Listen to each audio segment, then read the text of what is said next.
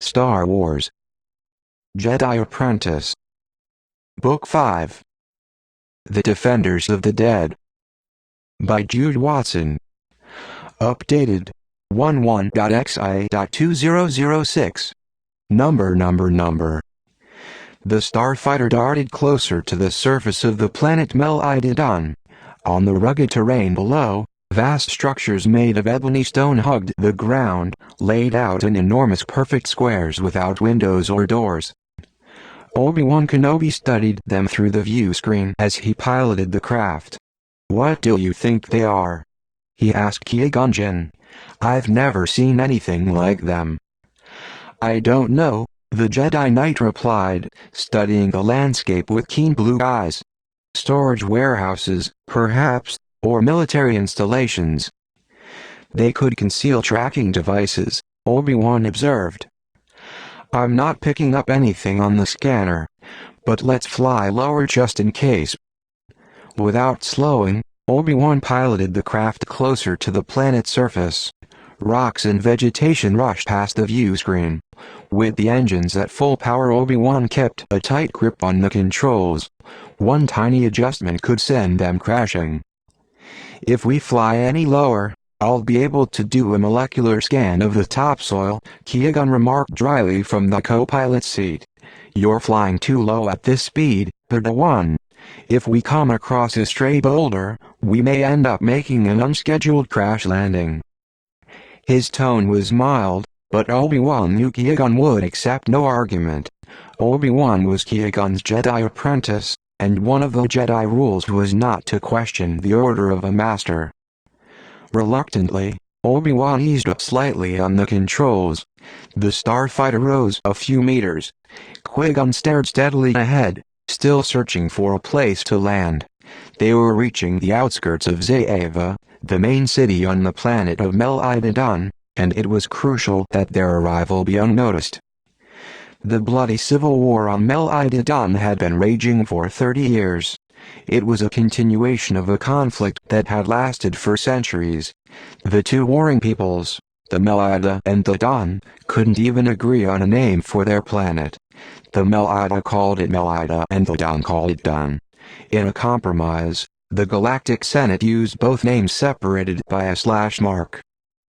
Every town and city on the planet was hotly contested, with territory taken and lost in a continuing series of battles. The capital city of Zaeva was under siege much of the time, as the boundaries between Don and Mel-Ida constantly shifted. Obi-Wan knew that Jedi Master Yoda was depending on them for success in this mission. He had chosen carefully among the many Jedi. This mission was important to him. Weeks ago, one of his brightest pupils, the Jedi Knight Tal, had come to Mel-Idadon as a guardian of peace. Tal was renowned among the Jedi Knights for her diplomatic skills. The two sides had been close to a settlement when war broke out again. Tal had been badly wounded and captured by the Mel-Ida. Just days ago, Yoda had succeeded in getting the message through to his original contact, a Mel-Ida named Wihadi. Wihadi had agreed to smuggle Obi-Wan and Qui-Gon into the city and help them to work for Tal's release. The mission ahead was more difficult and dangerous than usual, Obi-Wan knew. This time, the Jedi had not been invited to settle a dispute. They were unwelcome. The last Jedi envoy had been captured, perhaps killed.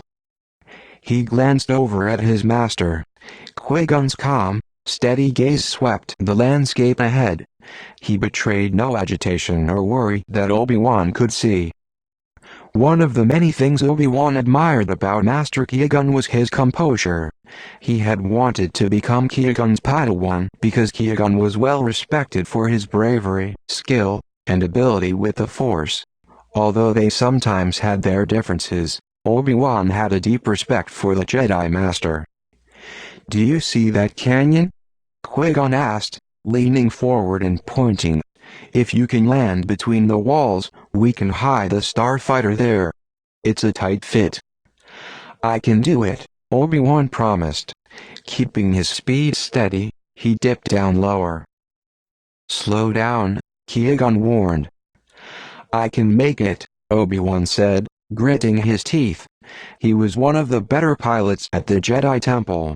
Why did Qui-Gon always have to correct him? He zoomed into the small clearing with only a centimeter to spare. But at the last moment, too late, he saw that one of the cliffs had a small outcropping. A groaning sound filled the cockpit as the side of the ship scraped against it. Obi-Wan set the craft down and powered down the engines. He did not want to look at Qui-Gon, but he knew that being a Jedi meant taking responsibility for every mistake. He met his master's gaze squarely. He was relieved to see amusement in Qui-Gon's eyes. At least we didn't promise to return the starfighter without a scratch, he said. Obi-Wan grinned. They had borrowed the transport from Queen Veda on the planet Gala, where they had successfully completed their last mission. As they climbed down from the starfighter onto the rocky terrain of Mel Ididan, Qui-Gon paused. "There is a great disturbance in the Force on this world," he murmured. "Hatred rules this place." "Yes, I feel it," Obi-Wan said. "We must be very careful here, Padawan. When so much volatile emotion is packed into a place, it is hard to keep your distance. Remember, you are a Jedi. You are here to observe and to help where you can. Our mission is to return Tal to the temple." "Yes, Master." The underbrush was thick and leafy, and it was easy to drag large branches and cover the starfighter. It would not be visible from the air. Shouldering their survival packs, the two Jedi headed toward the outskirts of Zaeva. They had been instructed to approach from the west, where Wihudi would meet them at a Melida control gate. It was a dusty hike through hills and canyons. At last the towers and buildings of the walled city were before them. They had kept off the main road, keeping to open country, and now they looked down at the city from a nearby cliff. Keeping low to the ground, Obi-Wan scanned the desolate outskirts of the city. He saw no people on the streets. There was only one entrance to the city on the main road. At the break in the thick wall a guardhouse stood, bristling with laser cannons trained on the road. Two tall deflection towers flanked the guardhouse. Behind the wall they could glimpse the buildings perched on the steep hills of the city. Close to the wall was a long, low building of black stone, with no windows or doors. "It's a smaller version of those square buildings we saw from the air," Obi-Wan observed. Qui-Gon nodded. "It could be a military building of some kind. And those deflection towers mean that there is a particle shield in place. If we attempt to enter without permission, we will be blasted with laser fire." "What should we do?" Obi-Wan asked. "We don't want to approach unless we're sure Wihudi is there." Qui-Gon dug in his survival pack for a pair of electro binoculars. He trained them on the guardhouse. "I've got worse news," he said. "I see a dawn flag. That means either the whole city is now controlled by the dawn, or the entrance is. And Wihudi is a Melida." Obi-Wan groaned. "So there's no way in." Qui-Gon scuttled back to remove himself from sight. He slid the electro binoculars back into his pack. "There is always a way, Padawan," he said. "Wihudi told us to approach from the west. If we follow the perimeter, we might find an unguarded area. Perhaps he's on the lookout. Once we're away from that guard tower, we can get closer." Keeping to the cover of the shadow of the cliffs, Obi-Wan and Qui-Gon made their painstaking way around the city's walls. When they were out of the guardhouse's sight, they moved closer. Qui-Gon's keen eyes swept every meter of the wall, searching for a break. Obi-Wan knew he was using the Force to test the way ahead, hoping to sense a break in the particle shield. Obi-Wan tried to do the same, but he could only feel glimmers of resistance. "Wait," Qui-Gon said suddenly. He stopped and held up a hand. "Here. There's a break in the shield. There's another one of those black buildings." Obi-Wan pointed out. The long, low building sat next to the wall on the city side. "I still don't know what they are, but I suggest we avoid them," Qui-Gon remarked. "We'll scale the wall near those trees." "We'll need the Force," Obi-Wan said, eyeing the high wall. "Yes, but a carbon rope would help, too," Qui-Gon said, smiling. He put his pack down, then leaned over to root through it. "We'll need yours, too, Obi-Wan." Obi-Wan stepped closer to Qui-Gon, swinging his pack off his shoulder to the ground. His boots suddenly hit something with a clang. He looked down and saw he had displaced some dirt on top of a metal plate. "Look, Master," he said, "I wonder what this—" He didn't get a chance to finish. Energy bars suddenly rose from the ground, trapping them. Before they could move, the metal plate slid open, and they fell into an abyss below. Obi-Wan was falling through some sort of metal tube. He tried to slow his descent with his heels, but they only clattered against the rough metal surface. His speed increased, and he tumbled forward, hitting his head on the edge of the tube and then spilling out onto a dirt floor. He lay for a moment, stunned. Qui-Gon picked himself up immediately, his lightsaber in hand. He stood over Obi-Wan in case he needed protection.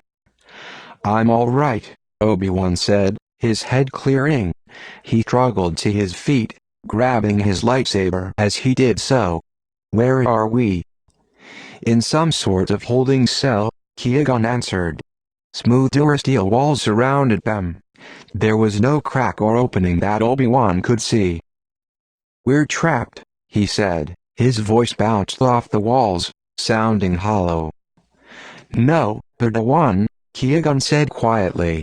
"There is more than one entrance to this cell." "How do you know?"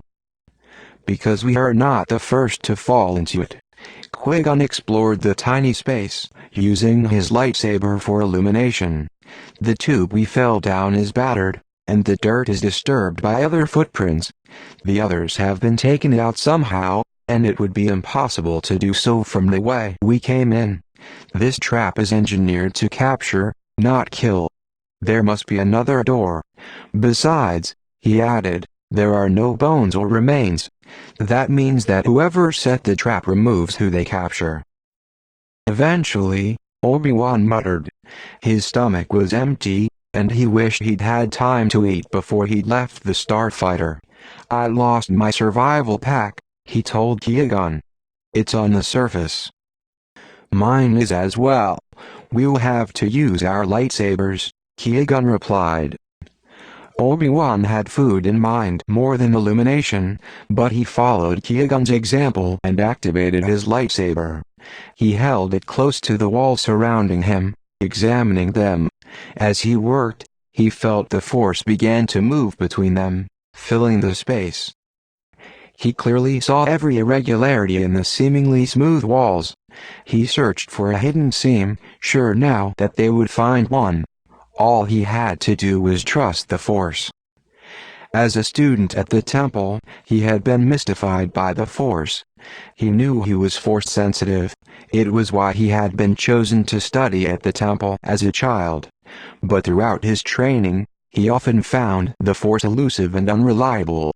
He was able to tap into it, but not every time he wanted to. When he did, he could not control it.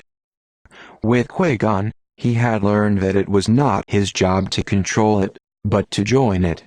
Now he could rely on it to guide him, give him strength and vision. He was beginning to understand how deeply it pulsed, how steady a presence it was. As a Jedi, he had constant access to it. It was the greatest gift he could imagine being given. "Here," Qui-Gon said quietly. At first, Obi-Wan could not see anything. But then he noticed a tiny hairline crack in the even surface of the wall. Qui-Gon moved his hand over the seam. "Of course the locking device is on the other side," he mused. "I'm assuming it's blast-proof. But I'm also assuming that no Jedi has ever been trapped here before." Together, Obi-Wan and Qui-Gon moved the beams of their lightsabers down the outline of the door. The sabers cut through the metal, which curled back like a tender green leaf. A small opening was exposed. Qui-Gon squeezed through, and Obi-Wan followed. He found himself in a short, narrow tunnel, which led to what he sensed was a huge space. It was pitch dark, a darkness so black it held no shadows.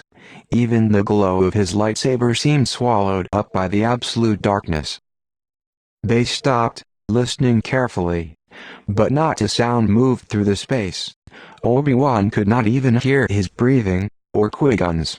Jedi are trained to slow their breath so they make no sound, even when they are under pressure or stress. "I think we are alone," Qui-Gon said quietly. His voice echoed, confirming Obi-Wan's belief that they were in a wide, open space.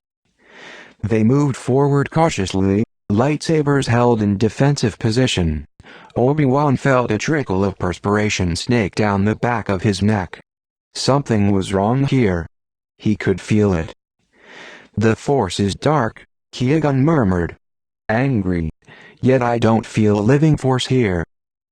Obi-Wan nodded. He could not have put his finger on what he felt, but Qui-Gon had been able to.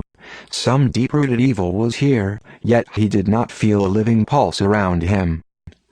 Obi-Wan's foot hit a ledge that he hadn't been able to see. He reached out to steady himself against a stone column. In that split second of lost concentration, a flicker of movement came from his right. He whirled, lightsaber held high. A warrior appeared, moving quickly toward him from the deep shadows, his blaster aimed straight at Obi-Wan's heart. Obi-Wan sprang, his lightsaber slashing forward. The beam did not meet flesh or bone, but passed harmlessly through the figure. Surprised, Obi-Wan whirled to the left to launch another attack, but Qui-Gon stopped him. "You cannot fight this enemy, Padawan," Qui-Gon said. Obi-Wan looked closer. The warrior, he realized, was a hologram. Suddenly, a voice boomed out. "I am Quintiame, captain of the Melite Liberation Force." The hologram moved his blaster to his side. "Tomorrow will commence the 21st Battle of Zaeva. It will doom our Dawn enemies to destruction once and for all, and we shall achieve glorious victory. We shall recapture the city that we founded 1,000 years ago. All Melite will live in peace." 21st Battle of Zaeva? Obi-Wan whispered to Qui-Gon. "The city has changed hands many times over the years," Qui-Gon remarked. "Look at his blaster. It's an old model. I'd say 50 years or more." "I look forward to glorious total victory," the ghostly figure continued. "And yet there is a chance that in achieving that victory I will die. I accept my death willingly, as does my wife Pinane, who fights by my side. But for my children," the booming voice faltered for only a moment. "My children, Rene and Wanana, I leave the memory of the ancestors I have shared with them, the stories of our long persecution by the Dawn. I saw my father killed, and I will avenge his death. I saw my village starved, and I will avenge my neighbors. Remember me, my children, and remember what I have suffered at the hands of the Dawn. If I die, pick up my weapon and avenge me as I have avenged my family." Abruptly, the hologram disappeared. "I guess he didn't make it," Obi-Wan said. He crouched down to a stone marker. "He died in that battle." Qui-Gon moved past the marker and came to the next. A large golden ball was mounted on a column next to it. He placed his hand on it. Immediately, another hologram rose from its marker like a ghost. "I must have triggered the first one when I stumbled," Obi-Wan said. The second hologram was a woman. Her tunic was torn and stained, her hair clipped short. She carried a force pike and had one blaster strapped to a hip, another to a thigh. "I am Pinane, widow of Quintama, daughter of the great heroes Baicha and Tiraka. Tonight we march on the town of Bin to avenge the Battle of Zaeva. Our supplies have been depleted. Our weapons are low. Most of us died in the glorious battle to retake our beloved city of Zaeva from the ruthless Dun. There is no chance that our battle will succeed, yet we will fight for justice and vengeance against the enemy who persecutes us. My husband died before my eyes. My father and mother died when the Dun marched into our village and rounded them up and killed them. And so I say to you, my children, Rene and Wanana, do not forget us. Fight on. Avenge this great terrible wrong. I will die bravely. I die for you. The hologram blinked out. Obi-Wan crossed to the next marker. Rene and Wanana both died only 3 years later in the 22nd Battle of Zaeva, he said. They were barely older than me. He turned and met Qui-Gon's eyes. What kind of place is this? He asked. A mausoleum, Qui-Gon said. A place for the dead to rest. But here on Mel-I-Dun, the memories stay alive. Look. Qui-Gon pointed to the offerings that they now saw heaped on pedestals in front of the columns. The flowers were fresh, the trays of seeds and cups of water replenished. They walked down the aisles, past row after row of graves, activating hologram after hologram. The vast, echoing space filled with the voices of the dead. They saw generations tell their stories of blood and vengeance. They heard tales of whole villages starved and then slaughtered, children torn from their mothers' arms, mass executions, forced marches that ended in suffering and more death. The Dun sound like a bloodthirsty people, Obi-Wan remarked. The accounts of suffering and agony had moved through him like growing pain from a deep wound. We're in a Mel-I-Dun mausoleum, Qui-Gon replied. I wonder what the Dun have to say. There are so many dead, Obi-Wan observed. But there's no clear reason why they fight. Battle follows battle, each one conducted to avenge the one before. What is the real dispute? Perhaps they have forgotten it, Qui-Gon said. The hatred is bred in their bones. Now they fight over meters of territory, or to avenge a wrong that happened 100 years before. Obi-Wan shivered. The damp, cold air had invaded his body. He felt cut away from the rest of the galaxy. His world had funneled down into this black, shadowy space full of blood, revenge, and death. Our mission here hasn't even begun, and already I have seen enough suffering to last a lifetime. Qui-Gon's gaze was sad. There are some worlds that manage to hold on to peace for centuries, Padawan. But I am afraid that many have seen terrible wars that scar the memories of each generation. It has always been. Well, I've seen enough for now, Obi-Wan said. Let's find the way out. They walked quickly now, hurrying past the markers, searching for an exit. At last they saw a square of brightness ahead. It was a door fashioned from a translucent material that emitted a white glow. Qui-Gon pressed the exit indicator light, and they spilled out into the weak sunshine with relief. They remained in the shadow of the doorway, scanning the immediate area before moving on. The mausoleum was perched on a ridge. Ahead of them rose a steep hill that ended in an overhanging cliff. A path wound through gardens to their left, a wall to their right.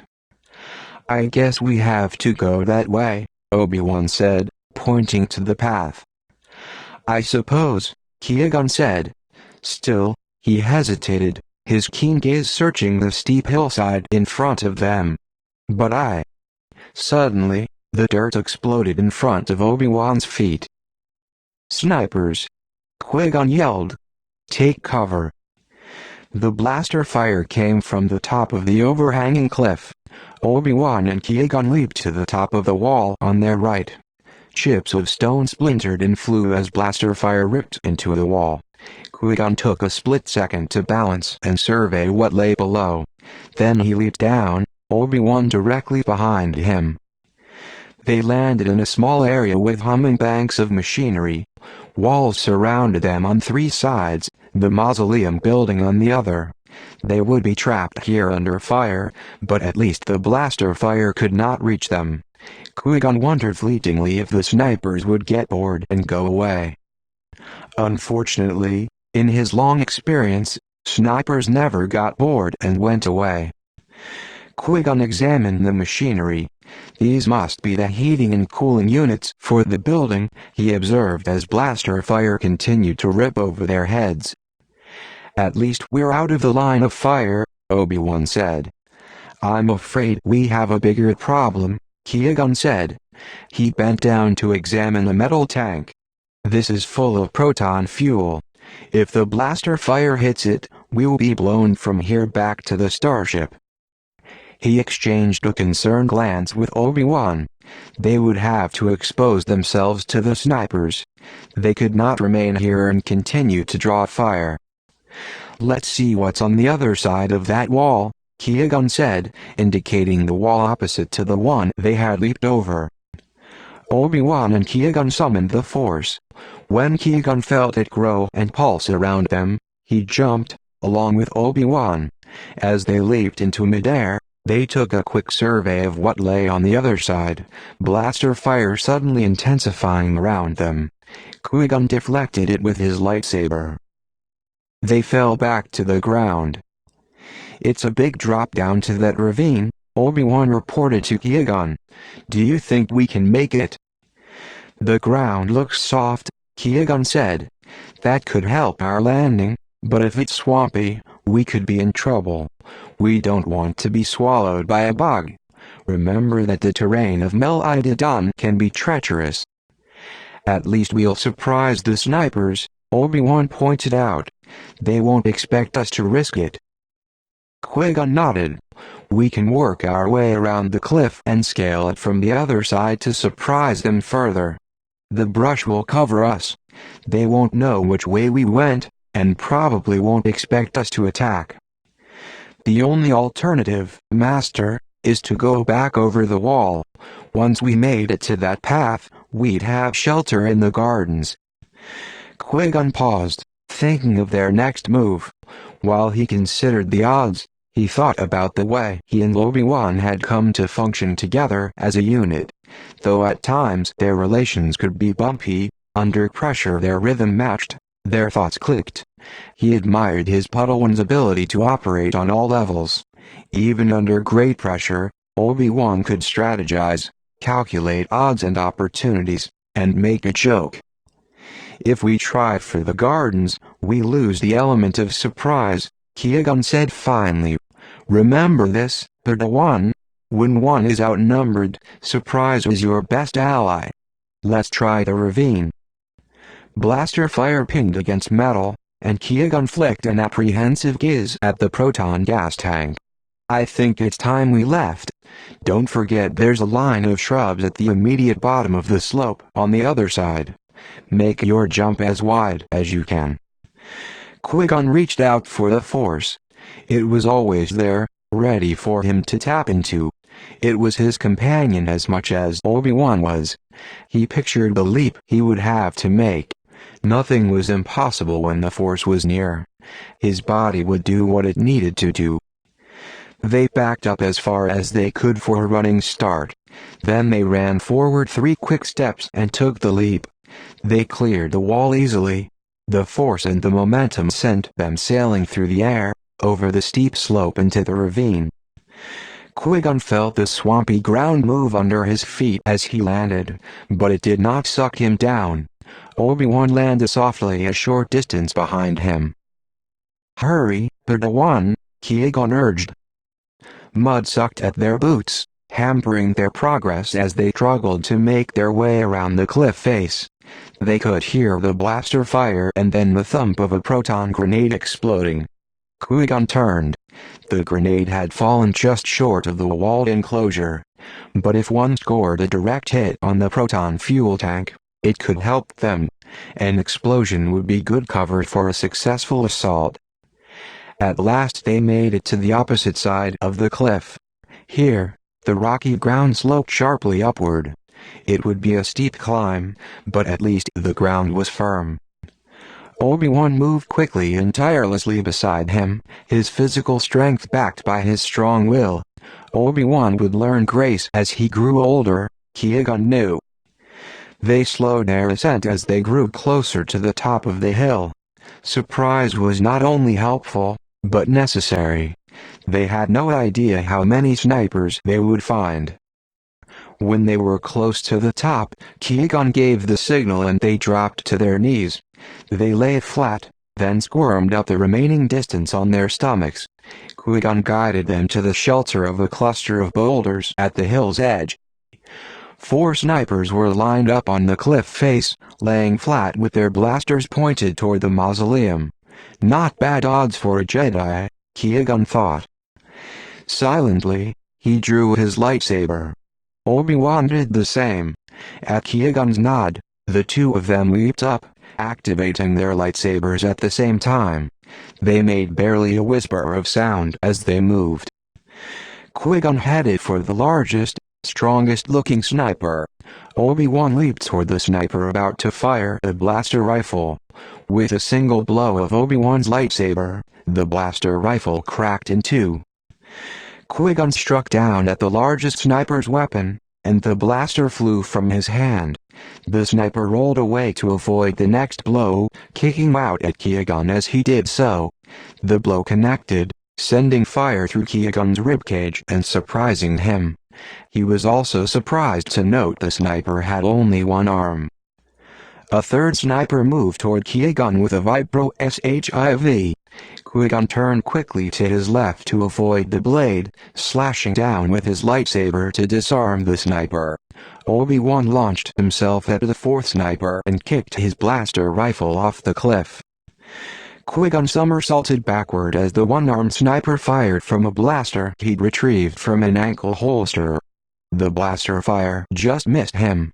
The 2nd sniper, who had lost his vibro shiv, threw a proton grenade at Qui-Gon.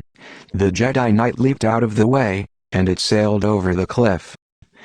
Qui-Gon whirled to disarm his 1-armed opponent, but suddenly he was shaken by an enormous explosion. The grenade had hit the proton gas tank. Qui-Gon felt air move against his skin like a wall of fire. His Jedi reflexes helped him stand his ground. Obi-Wan was also prepared. But the 4th sniper lost his balance with a cry, tumbling over the edge of the cliff.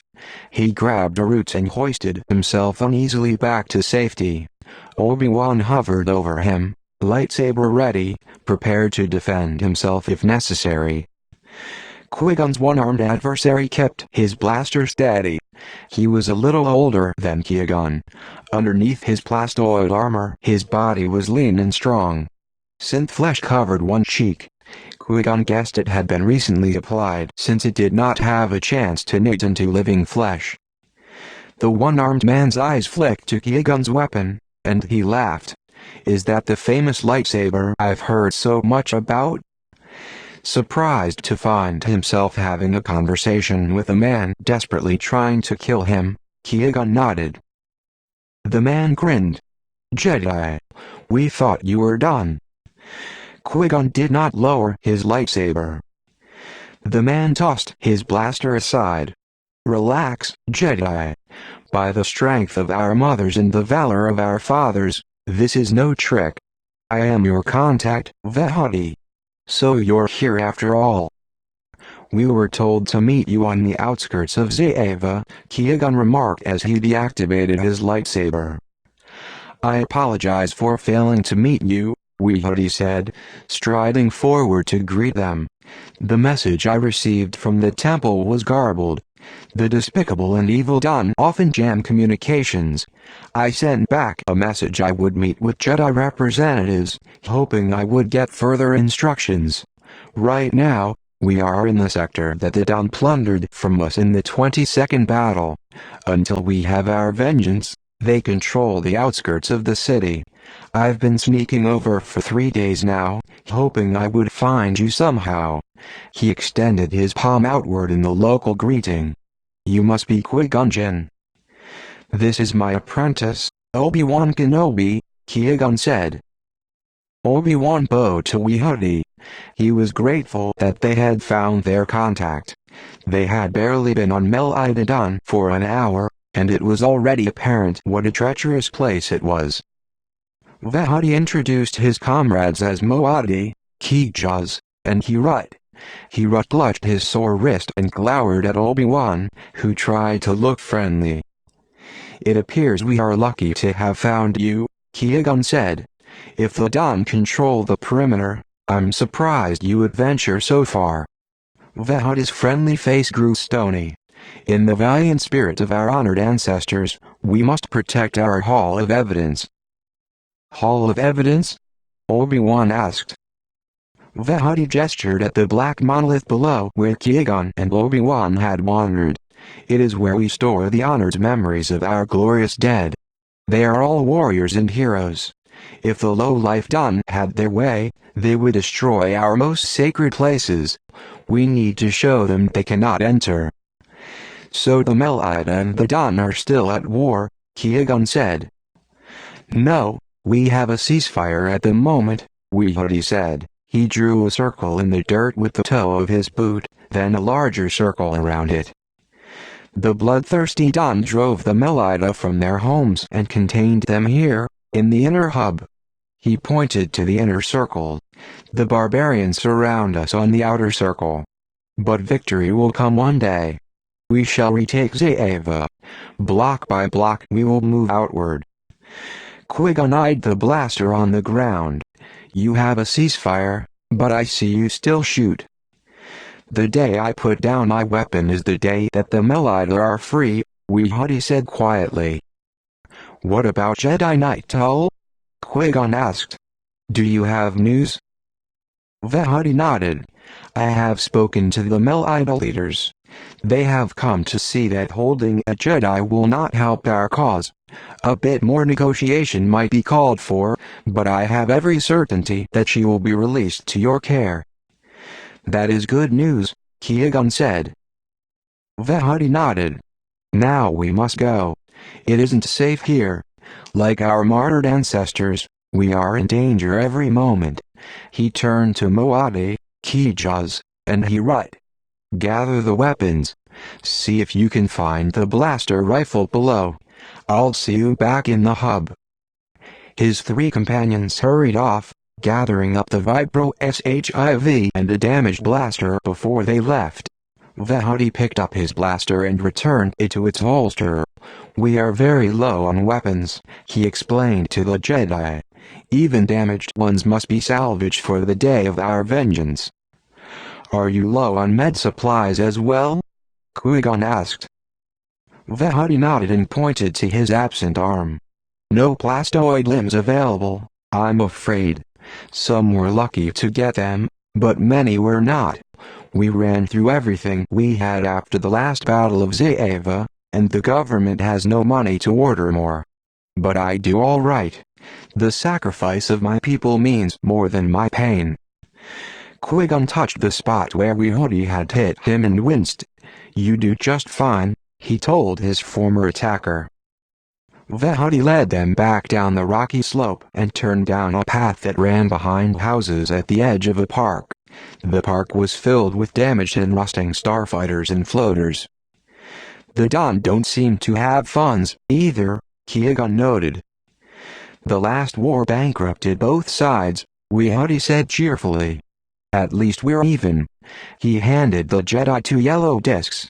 "In case we're stopped, these are forged on identity cards. But let's hope we're not stopped." Vehati led them down twisting alleyways and through the rear gardens of grand houses, down tiny streets and over rooftops. If they saw people ahead, they ducked into the shadows of buildings or simply turned in the opposite direction. A fine rain began to fall, keeping most people off the streets. "You know the city well," Qui-Gon observed. Vehati's mouth twisted. "I lived in this area as a young man. Now I am forbidden to come here." At last they reached a desolate area. The buildings were bombed out, the windows shattered. "This used to be a Melite neighborhood," Vehati explained. "Now the Don control it, but no one will live here. Too close to Melite territory." They hurried down the street. Ahead was a tall fence with 2 deflection towers flanking it. Cannons were trained at the street ahead. "Don't worry," Weehuddy said. "The guards know me." They walked past the checkpoint with Weehuddy giving a casual wave to the guards. They saluted him respectfully. Obi-Wan noted that they were older, possibly in their 60s. They seemed old to be guards. Once in Mel-Ida territory, Obi-Wan tried to relax, but his nerves were still jumping. He felt just as apprehensive as he had in Dun territory. Maybe it was the severe disturbances he could feel in the Force. Qui-Gon strode by his side, his face impassive, but Obi-Wan knew his master was alert and watchful. Barricades and checkpoints were set up at almost every block. He could see the evidence of battles fought here. Blaster and grenade blasts pockmarked the buildings, and many were in ruins. Everyone he saw on the streets carried weapons in plain view. It was like the planets he'd heard about in the far reaches of the galaxy, where no laws were followed. "We noticed other halls of evidence as we flew over Mel-Ida Dun," Qui-Gon remarked to Weehuddy. "We call our world Mel-Ida," Weehuddy corrected Qui-Gon in a friendly way. "We do not link our great tradition to that of the filthy Dun. Yes, even the Dun have halls of evidence. Evidence of their lies, we say. We Mel-Ida visit our ancestors every week to hear their stories. We bring our children so we keep alive the history of injustices the Mel-Ida have suffered at the hands of the Dun. Nobody forgets. Nobody will ever forget." Obi-Wan felt a chill at Weehuddy's grim words. Even if the Dun were as bad as he said, how could they continue to wage battle after battle when they were destroying their world piece by piece? He could see that Zaeva had once been a beautiful city. Now it was a ruin. By building these enormous halls of evidence, were they keeping history alive, or destroying their civilization? And there was something else that was wrong here, Obi-Wan thought, something that hovered at the back of his mind, something he couldn't quite place. Obi-Wan's gaze moved absently down the street to a group of Melidaws sitting outside at a cafe. The window of the restaurant had been blown out, and a fire had destroyed the interior, but the owner had set out tables and chairs on the walkway outside. A few tubs of blooming plants with bright red flowers struggled to add a cheerful note next to the bomb-blasted building. Suddenly, Obi-Wan realized what was wrong. He hadn't seen anyone on the streets older than 20 or younger than 50 or so. Mostly, the streets were crowded with elders and young people like himself. He had seen no men or women of Qui-Gon's age except for Weehuddy. Even the other snipers had been elders, he realized. Were the midlife people all working, or gathered somewhere for a meeting?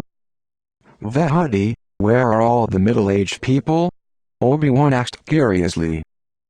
"They're dead," Weehuddy said flatly. Even Qui-Gon looked startled. "The wars have wiped out the middle generation?" "The Dun have wiped out the middle generation," Weehuddy corrected grimly. Obi-Wan had noticed the same lack of the middle generation in the Dun sector, but he didn't mention it to Weehuddy. Obviously, the hatred of the Dun ran so deep in Weehuddy that he could see no other sides of the story. As they passed the blown-out cafe, Obi-Wan noticed graffiti on a partially destroyed wall. Scrawled in blazing red paint were the words, "The young will rise. We are everyone." They turned a corner and walked through a neighborhood that had once prospered. As they made their way through the barricades onto once pleasant squares, Obi-Wan noticed more graffiti. It all repeated what he'd seen on the cafe wall.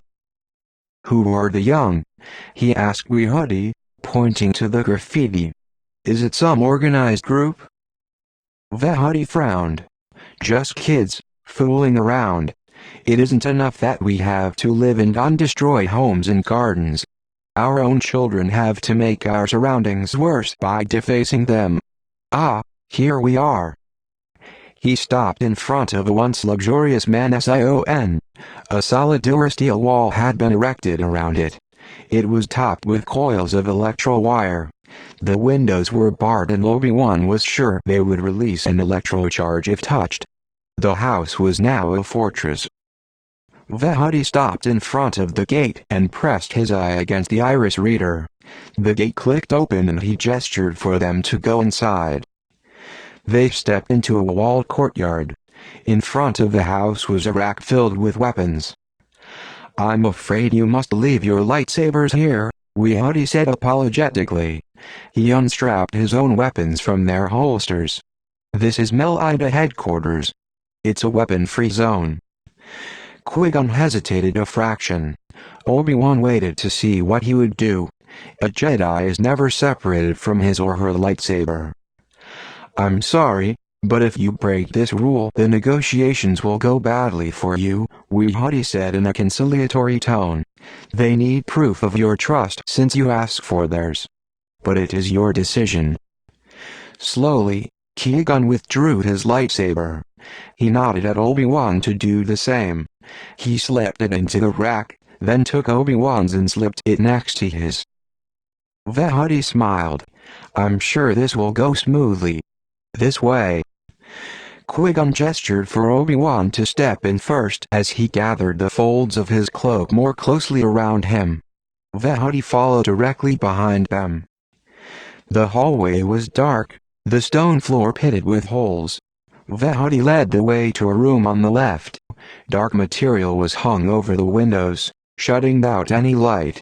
A lamp in one corner emitted a tiny glow that failed to chase away the shadows.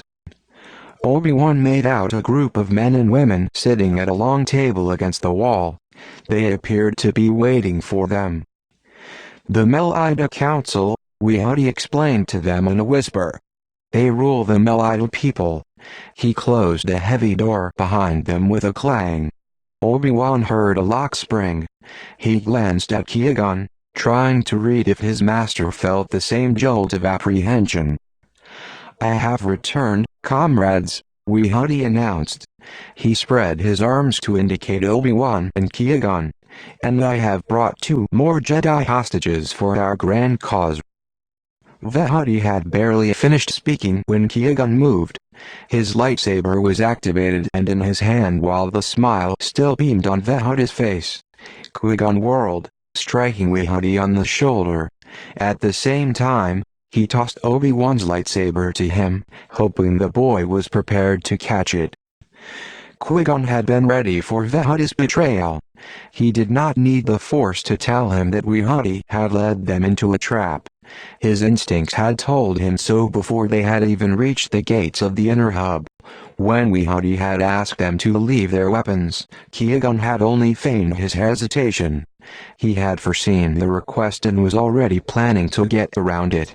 It had been easy to unfurl his cloak to cover his recapture of the lightsabers. Even clever men can see only what they want to see. The Huddy had already been congratulating himself on his own ingenuity in luring the Jedi into his trap. Huddy fell with a cry of rage and pain. Obi-Wan activated his lightsaber. "The door," Qui-Gon said to him, and prepared to defend himself against the group seated at the table. Several had half risen, but the remaining Mel Ida were still too shocked to react. He heard Obi-Wan strike a blow to the lock. 2 warriors, a man and a woman, had been quicker to react than the others. They started toward Qui-Gon, blasters in hand. Suddenly, a light blazed on. Obi-Wan must have activated the lighting while he struggled with the door. It was better not to fight in the dark, though every Jedi is trained to be able to do so. Qui-Gon suppressed a start of surprise when the Mel Ida soldiers were fully revealed. All of them had already been severely wounded. He saw evidence of synth flesh covering faces and exposed skin, as well as plastoid limbs. 2 of the group wore breath masks. The Mel Ida and the Don were truly destroying each other, piece by piece. This was only a fleeting thought, gone as quickly as it had come. Qui-Gon knew he must concentrate on the threat. He deflected the blaster fire as he ran to Obi-Wan, who had easily melted the lock. The door stood open. Obi-Wan and Qui-Gon raced from the room into the corridor. Pounding footsteps overhead made them pause. A red light blinked insistently on the wall. Bars suddenly slammed down over the front door. "Someone triggered a silent alarm," Qui-Gon said. "We'll never get out that door," Obi-Wan warned. They turned toward the hallway, racing to find a back exit. They knew they had little time before the rest of the Melita soldiers found them. As they passed various points in the hallway, an electronic beep sounded. "Those are location sensors," Qui-Gon said. "They're tracking us. They know exactly where we are." At the end of the hallway they came to a heavily fortified door. Qui-Gon turned to the left and opened the first door he saw. They would have to get out the window if they could. The room was high-ceilinged and full of stored equipment, circuits, nav computers, sensor parts, dismantled droids. Qui-Gon crossed to the window. Electro bars ran in a grid over the pane. The security device would keep out life forms and resist some forms of weaponry, but it was no match for a Jedi lightsaber. Qui-Gon cut through the bars with one swipe, leaving a gap big enough for them to leap through. Then he did the same with the window pane. "Go, Padawan," he urged Obi-Wan. The boy leaped easily through the gap. Qui-Gon followed. They found themselves in a walled and fortified courtyard. The wall would be easily scaled, Qui-Gon calculated. Too easily. "Come on, Qui-Gon," Obi-Wan said impatiently. "Wait." Qui-Gon walked closer to the wall. He crouched down and studied it. "It's mine," he told Obi-Wan. "Thermal detonators. If we climb it or even leap over it, the infrared sensors will blow us sky high. So we're trapped." "I'm afraid so," Qui-Gon answered, his mind sifting through the possibilities. They would have to re-enter the Melita fortress and fight their way out. They didn't have much time. The soldiers would figure out where they were in seconds. Qui-Gon whirled, his lightsaber raised, as he heard a metallic scraping sound. But no Melita warrior was in sight. He tracked the sound to the floor. A small sewer grate was being pushed back. A small, dirty hand shot out of the opening and beckoned. Obi-Wan looked at Qui-Gon, puzzled. "What should we do?" he whispered. An ironic voice floated up from the grate. "Go ahead, talk droids. Have a debate. I'll wait. We have plenty of time." Qui-Gon heard shouting and running in the fortress. Any moment now, soldiers would appear at the window. "Let's go," he told Obi-Wan. He waited while his Padawan slithered into the opening. Qui-Gon followed blindly, his feet searching and finding the rung of a ladder leading downward. Hoping he hadn't made a mistake, Qui-Gon climbed down. Obi-Wan felt his way down the rickety metal ladder. He stepped off the last rung into ankle-deep water. Qui-Gon followed, moving with his usual grace, surprising for such a large man. It was impossible to tell if their rescuer was a boy or a girl. The figure wore a hooded tunic, and pressed a dirty finger against its lips. Then he or she raised a finger and pointed above. The meaning was clear. If they weren't absolutely quiet, the guards above would hear. The footsteps above were loud, the voices angry and insistent. The Jedi's rescuer turned and walked very slowly through the water, raising one foot and slipping it carefully back into the water so that no splash was heard. Obi-Wan followed the example. Softly, quietly, they moved farther down the tunnel. The walls were shored up with splintered beams. Obi-Wan eyed them uneasily. The tunnel did not seem very secure to him. Still, it was an improvement over fighting his way out of a heavily armed fortress. As soon as they had put some distance between themselves and the entrance, they picked up their pace. They walked through what felt like miles of tunnel, slogging through water and muck. Occasionally, the water was up to their knees. Their rescuer led them through old sewer tunnels, and the smell was terrible. Obi-Wan tried not to gag. Their rescuer seemed not to notice it, but kept up the same dogged, determined pace. At last they came to a large vaulted space illuminated by several glow rods mounted on the walls. The ground was dry here, the air noticeably fresher. The room was dotted with rectangular stone boxes overgrown with moss. More lined the walls. "Tombs," Qui-Gon murmured. "It's an old resting ground." One of the tombs, scraped clean of moss, gave off a pale white gleam in the darkness. Stools were drawn up around it. A group of young boys and girls, some the same age as Obi-Wan, some younger, sat eating from bowls at the makeshift table. A tall boy with close-cropped dark hair noticed their entrance. He stood. "Image 001. Found them," their rescuer announced. The boy nodded. "Welcome, Jedi," he said solemnly. "We are the young." Around them, the walls seemed to move. Shapes took form and became boys and girls, appearing out of the shadows and from behind the tombs to gather around Obi-Wan and Qui-Gon. Startled, Obi-Wan gazed around at their faces. Most of them were thin and dressed in rags. All wore makeshift weapons tied onto belts or shoulder holsters. They gazed at him curiously, without any attempt to be polite. The tall boy moved forward. He wore a battered chest plate of plastoid armor. "I am Neild. I lead the young. This is Sarazi." Their rescuer threw back the hood, and Obi-Wan saw that she was a girl of about his age. Her copper hair was cut short and ragged. She had a small face with a pointed chin. Her pale green eyes were like crystals, glittering even in the dark vault. "Thank you for rescuing us," Qui-Gon said. "Now, can you tell us why you did?" "You would have been a pawn in the game of war," Neild said with a shrug. "We prefer that the game be over." "I saw graffiti on walls about the young," Obi-Wan said. "Are you Melida or Don?" Sarazi shook her head. "We are everyone," she said, lifting her chin proudly. "And you want the war to stop?" Qui-Gon asked. "There is a ceasefire," Obi-Wan pointed out. Neild waved his hand. "The war will start again. Tomorrow, next week, it always does. Even the oldest among the elders don't remember what the original grievance was. They don't remember why the war began. They only remember the battles. They keep archives and go once a week to remind each other of the blood that has been spilled. They used to make us go, too." "The halls of evidence," Obi-Wan said, nodding.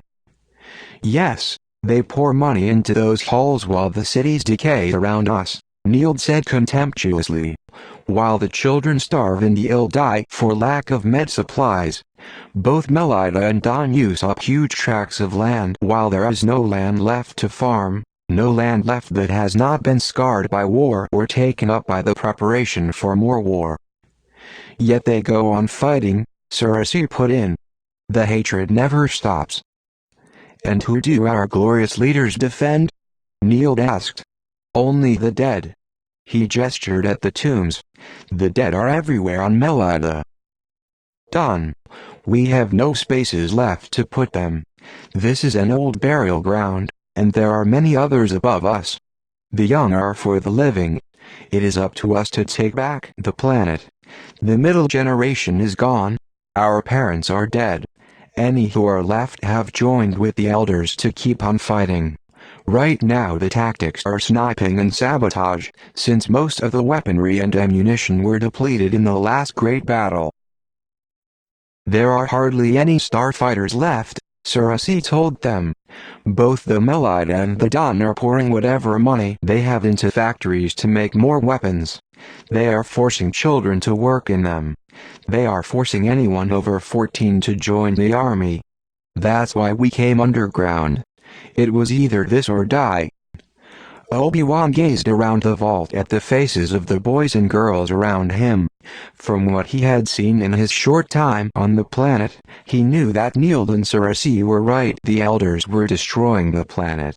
The time-honored moral law of improving a world for future generations did not hold here. Even children were sacrificed to hatred. Obi-Wan admired them for fighting back. "That's why we saved you from Wehudi," Neild explained. "The War Council was planning to use the two of you as hostages to force the Jedi Council to back a Melida government. They hoped to force you to speak on their behalf in the Senate on Coruscant."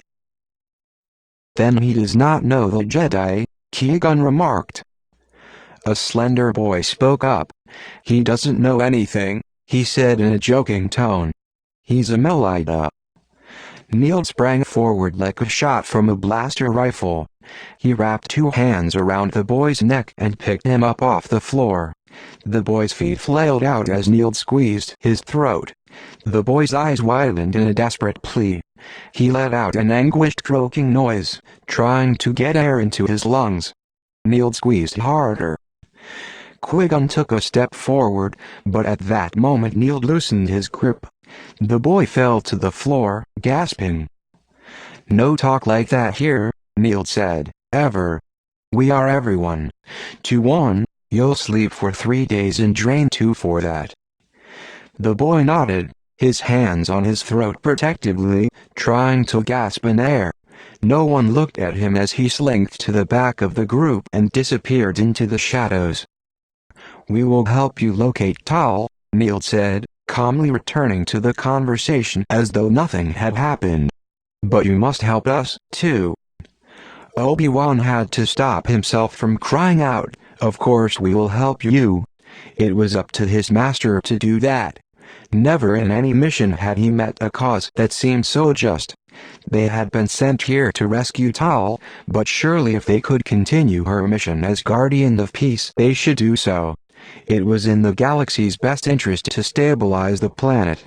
Neild was offering them a chance to do this as well as their primary mission. He waited for Qui-Gon to speak. All the faces in the vault turned expectantly to the tall, rugged Jedi Knight. "We have spoken to the Melida," Qui-Gon said cautiously. "We have spoken to you, but we have not received a complete picture of what goes on here. I cannot promise you help until I have seen something of the Dawn." It took a moment for Qui-Gon's words to sink in. Then Neild's face flushed with anger. "You want to see something of the Dawn?" he asked challengingly. "I am a Dawn. Come with me. I'll show you that the Dawn are no better than the Melida. And no worse."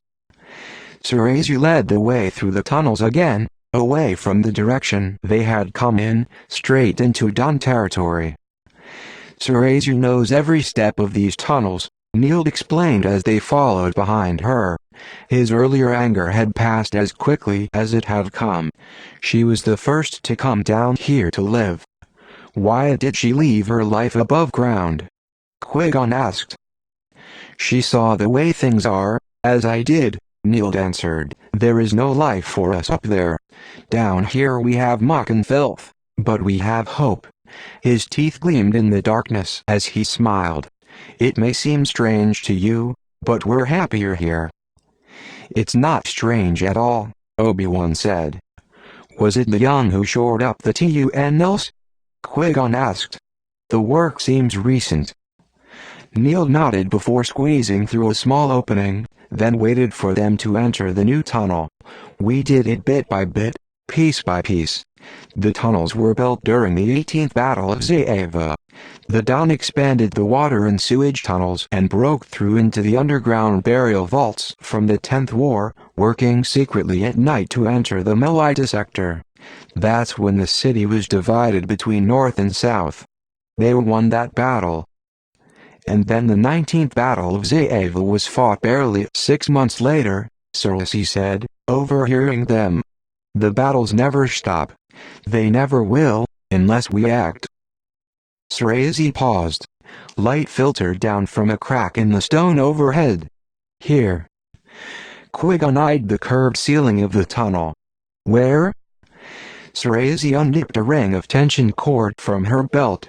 She expertly tossed the cord above and, with a flicking motion of her wrist, wrapped it around a hook embedded in the mortar of the ceiling. Cerezi tested it, then glanced at Qui-Gon and flashed him a grin. "Don't worry, it will even hold you." She scrambled up the cord, hand over hand. When she had almost reached the top, she swung out from the cord and hooked her fingers into the crack in the stone. She remained there, pressing her face against the crack. "All clear," she called down softly. She pushed off and swung hard, tilting her body back until she was almost upside down. Using her momentum, she kicked at the stone with her feet. It dislodged, and with her next swing, she gave it a more gentle kick to move it out of the way. Qui-Gon heard a thud as the stone hit the ground overhead. On her next swing, Cerezi easily hooked her feet into the opening, then bent her body to swing herself out. The whole operation had taken maybe 30 seconds. Qui-Gon admired Cerezi's agility and strength. She popped her head back down. Nothing to it. One by one, the remaining three pulled themselves up the cord and then swung out of the opening. They were not quite as graceful and swift as Cerezi, but they made it. Qui-Gon found himself in a storeroom located in a service building in back of an abandoned estate. It was a clever place to hide an entrance to the tunnels. Now Neil led the way, since he was familiar with the Dawn sector. "Don't worry," he told the Jedi. "I'm a Dawn, and many know me here. You're safer in Dawn territory. At least the Dawn don't want to take you hostage." Now that Qui-Gon had more time, he was able to study the Dawn sector more closely. It didn't seem that much different than the inner hub. Abandoned, bombed-out buildings, barricades, food shortages in the shops, and everywhere people going about their daily lives with old and ragged weapons strapped to chests, hips, and ankles.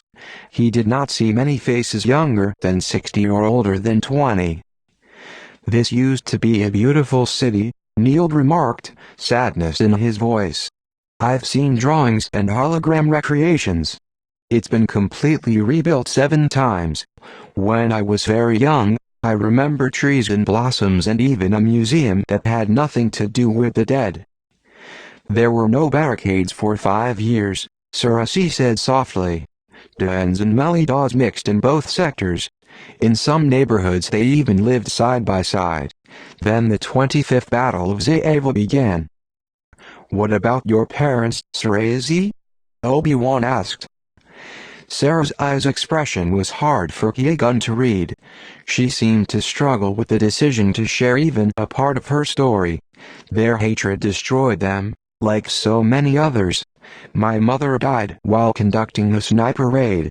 My brother was sent to the country to work in a munitions factory. I have not heard a word from him since." "And your father?"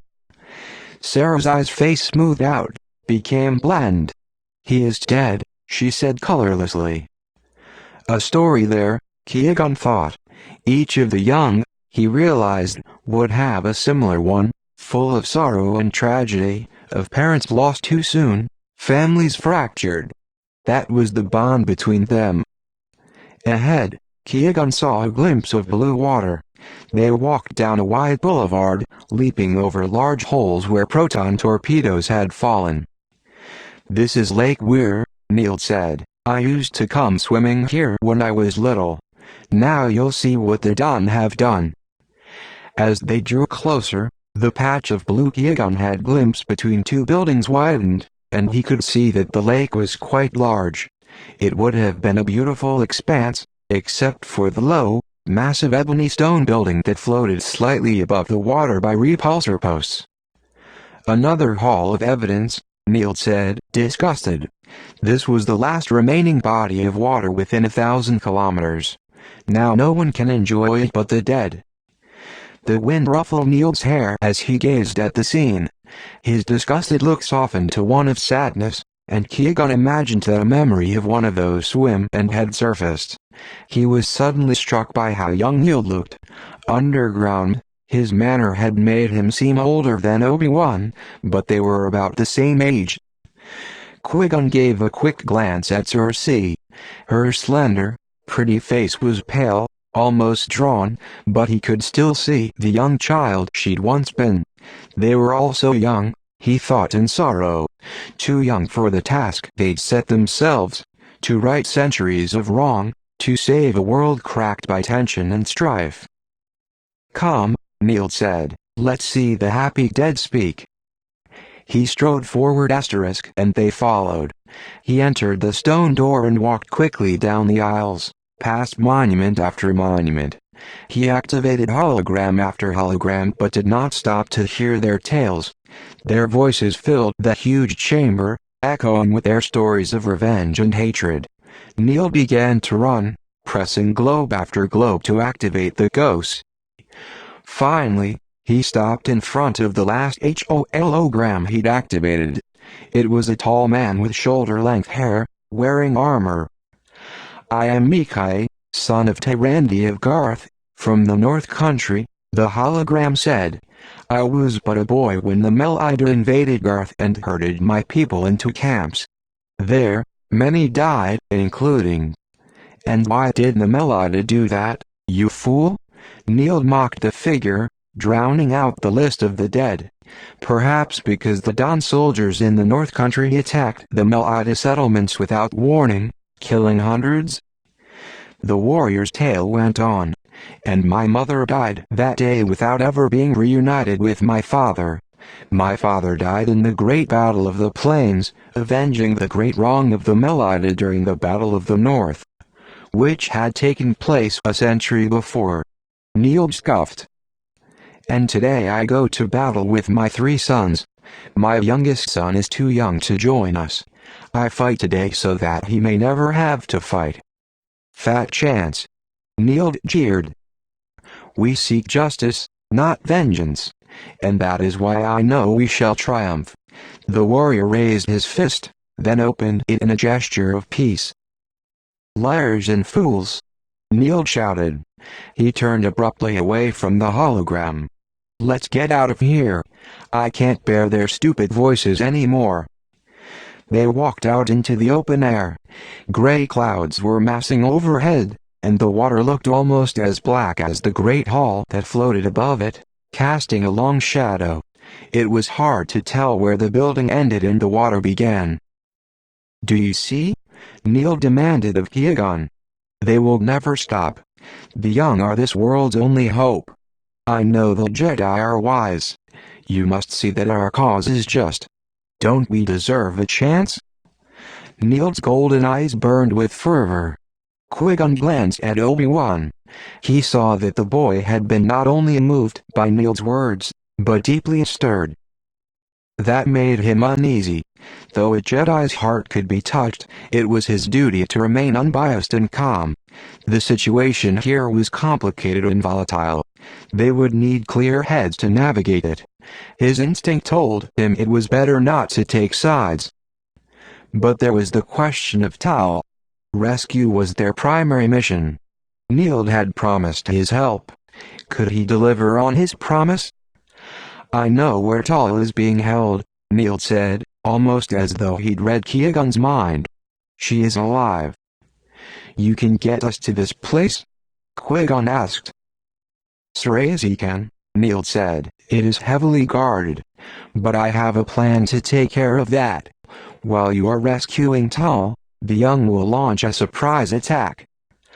"I am not sure how surprising an attack would be, given that the Melida know that the Jedi are on the loose," Qui-Gon said. "They will be expecting it.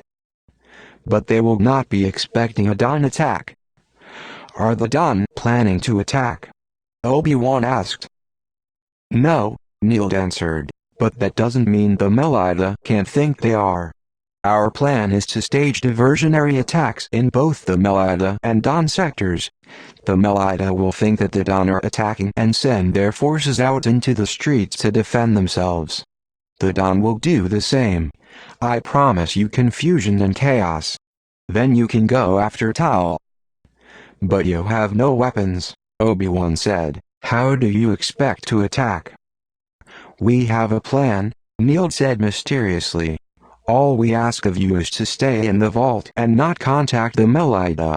Right now they are searching for you everywhere. It is better that their forces be busy with that chore so that we can do our work.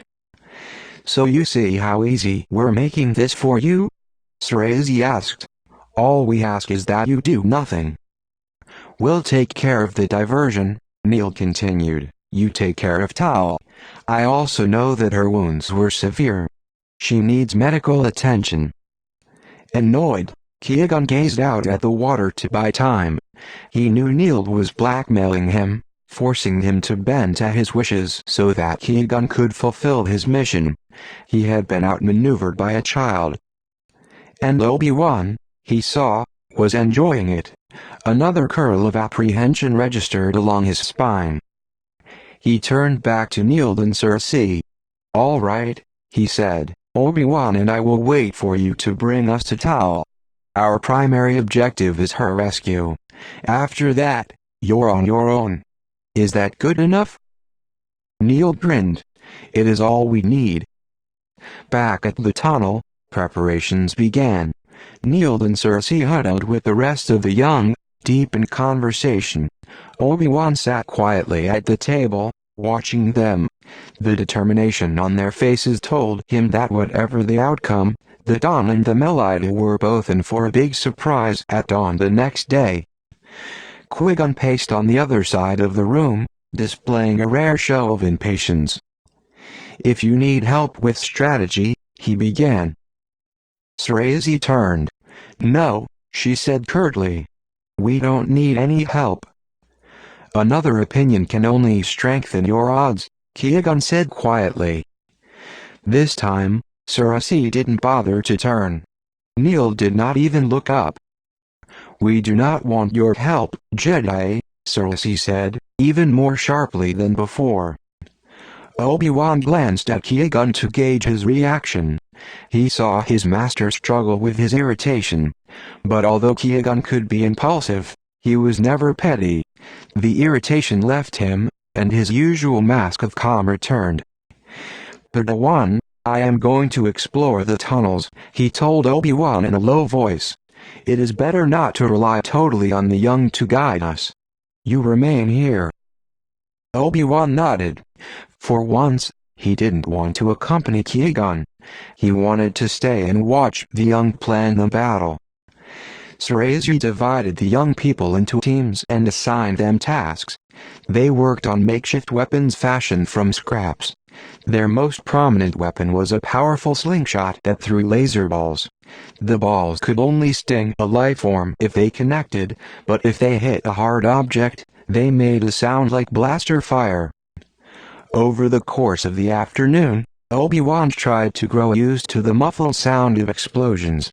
War toys were part of the childhood of both Melida and Dawn.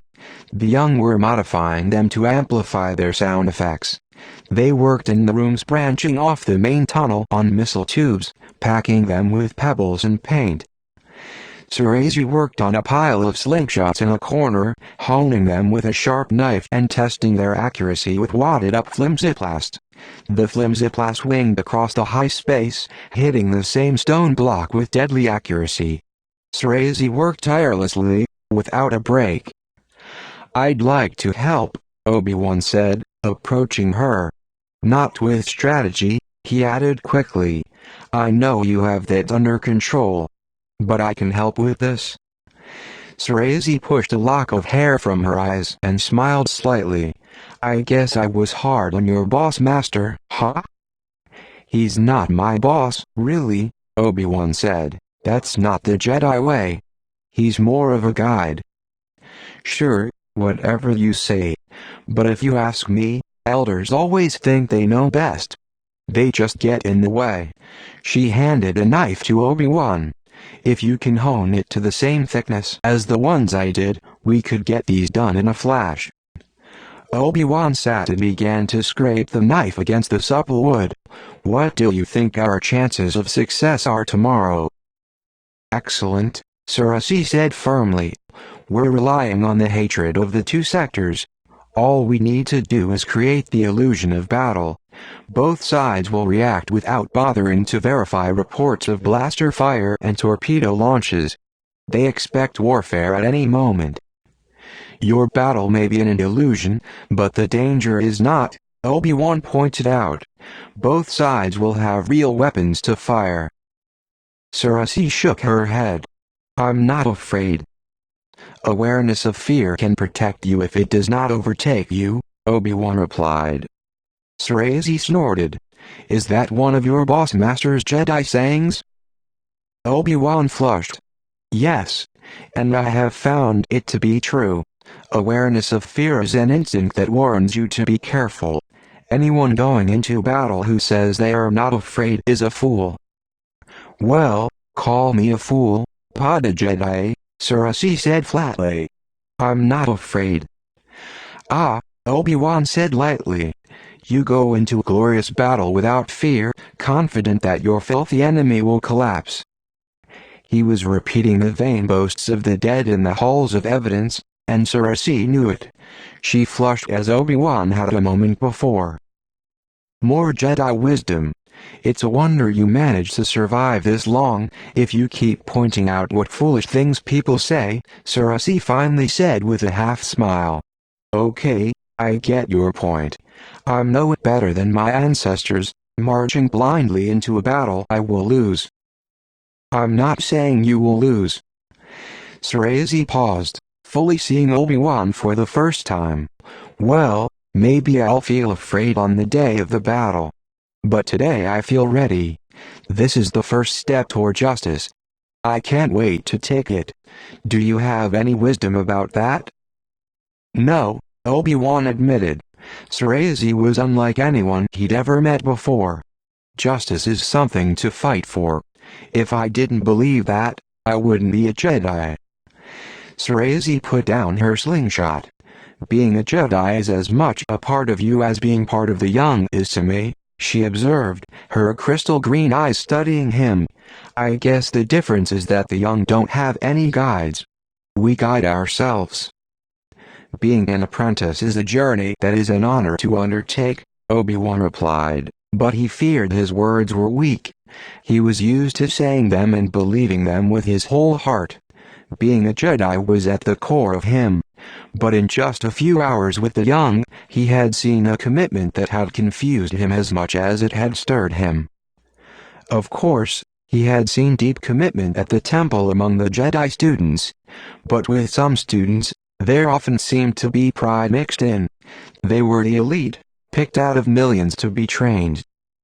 Whenever Yoda saw pride in a Jedi student, he found ways to expose it and put the student on the right path. Pride was often based in arrogance, and had no place in a Jedi. Part of the Jedi training was to eliminate pride and substitute sureness and humility. The Force only flowers had in those who knew they were connected to all life forms. Here in the tunnels, Obi-Wan saw a pureness he had only glimpsed in his talks with Yoda, or his observance of Qui-Gon. That pureness was in people his own age. They did not have to strive for it. They possessed it. Perhaps because the cause they believed in was more than a concept in their minds. It was bred in their blood and bones, born in their suffering. He felt defensive, as though Cersei had attacked his dedication to the Jedi way. Neild is the leader of the young, he pointed out. So you, too, have a boss. Neild is the best at strategy, Cersei said. If we didn't have someone to organize us, we would fall apart. And someone to punish you? Obi-Wan asked, remembering how Neild had almost strangled a boy. Cersei hesitated. Her voice softened as she continued. Neild may seem harsh to you, but he has to be. Hatred was taught to us before we could walk. We have to be firm to stamp it out. Our vision of a new world can only survive if our hatred dies. We must forget everything we were taught. We must begin again. Neild knows this better than anyone. Perhaps because he's had it harder than any of us here. In what way? Obi-Wan asked. Cersei sighed. She put down the slingshot she'd been working on. That last hologram he triggered, the one he mocked, was Neil's father. He went into battle with Neil's 3 brothers. They all died. Neil was 5 years old. 1 month later his mother made preparations to be part of the next great battle. She left him with a cousin, a young girl who was more like a sister to him. His mother went off to fight, and she was killed, too. Then the Melida invaded his village. His cousin escaped and took him to Zava. He had a few peaceful years, but then Nadon attacked the Melida sector, and his cousin had to fight. She was 17, old enough then. She died, too. Neil was left on the streets to fend for himself. He was 8 years old. There were those who tried to care for him. He wouldn't live with anyone, but he did take shelter and food when he needed it. He didn't want to depend on anyone ever again. Can you blame him? Obi-Wan pictured all those people who loved Neil, all of them dying, one after the other. No, he said softly. I don't blame him at all. Sarazi sighed. The point is, I was raised to think of the Don as beasts, barely human. Neil was the first Don I knew. He was the one who united both the Don and the Melida, or PHNs. He walked into the care centers and gathered them up, promised them freedom and peace. Then he made sure they had it. If they had stayed in the care center, eventually they'd be taken in a sweep. A sweep? Obi-Wan asked. Both Melida and Don rely on the orphan children for factory work or conscription, if they're old enough, Sarazi said flatly. They either work or fight. It's easy to find them in the city care centers. In the towns and villages, the children just run away. Where do they go? Sarazi frowned. They live off the land and scavenge. There are whole tribes of children beyond the city's walls. Neil has worked hard to organize them, too. They keep in contact with stolen comlinks. They don't want any more war. Sarazi turned to him. So you ask me what our chances of success will be, and I know I answered you. But truly, I can't even think of chances or odds. We will succeed because we have to. Our world is becoming a wasteland, Obi-Wan. Only we can stop it. Obi-Wan nodded. He felt himself beginning to understand Sarazi. He saw that her brusqueness masked deep feeling. We could use your help, though, Sarazi went on. You have ties to the Jedi Council, and they have ties to Coruscant. You can show the entire galaxy that our cause is just. Jedi support means everything. Sarazi, I can't promise you Jedi support, Obi-Wan said quietly. Surprising himself, he put his hand over hers. I can only promise you mine. Her bright gaze held his. Why don't you come with Neil and me tomorrow? We're doing the first raid into Don territory. Obi-Wan hesitated.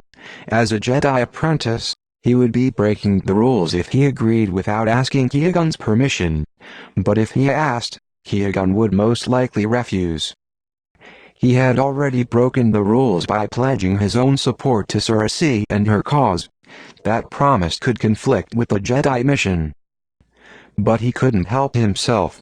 The cause of the young spoke directly and urgently to his heart. As a Jedi, he didn't fight for his own family, his own world, or his own people. He fought for what Yoda and the Council, and Qui-Gon, decided he should fight for. Sarazi and Neil had to find their own struggle. Obi-Wan was struck with a pang of deep envy for them. He had spent so much time with those older than himself. He had listened so often to their wisdom. Now he felt welcomed back into something different. He could be a part of a community here. He hadn't realized how much he missed a community of boys and girls his own age. Sarazi's hand felt warm beneath his own. Her fingers were slender and delicate. Suddenly they intertwined with his and squeezed, and he felt their strength. Will you come? She asked. Yes, he said, I will. That night, the young rolled sleeping quilts onto the tombs. Qui-Gon found an open space near one of the adjacent tunnel entrances, where the air was fresh. Obi-Wan approached him awkwardly. "Neild and Cersei have asked me to share their quarters," he said. "They watch over the youngest children." Qui-Gon gave him a questioning look, but he nodded. "Sleep well, Padawan." Obi-Wan picked up a sleeping quilt and returned to Neild and Cersei. They slept in a small anteroom off the vault. Neild put a finger to his lips as Obi-Wan entered. "The children are asleep," he whispered. "We should be sleeping as well. We'll need all our rest for tomorrow." He put his hand on Obi-Wan's forearm. "Cersei told me you will join us. I'm honored." "It is my honor to help you," Obi-Wan answered. He settled himself on the floor next to Neild and Cersei. He thought he wouldn't be able to sleep, but the children's quiet breathing lulled him. It was hard to tell what time it was when he awoke. Cersei rose from her sleeping area and leaned over Neild to touch his shoulder. Neild was already awake and stood immediately. Obi-Wan stood as well. He was ready. He was acting not as a Jedi, but as a person, a friend. He grabbed his lightsaber and the slingshot Cersei had given him the night before. There was an entrance from the anteroom directly into the tunnel toward dawn.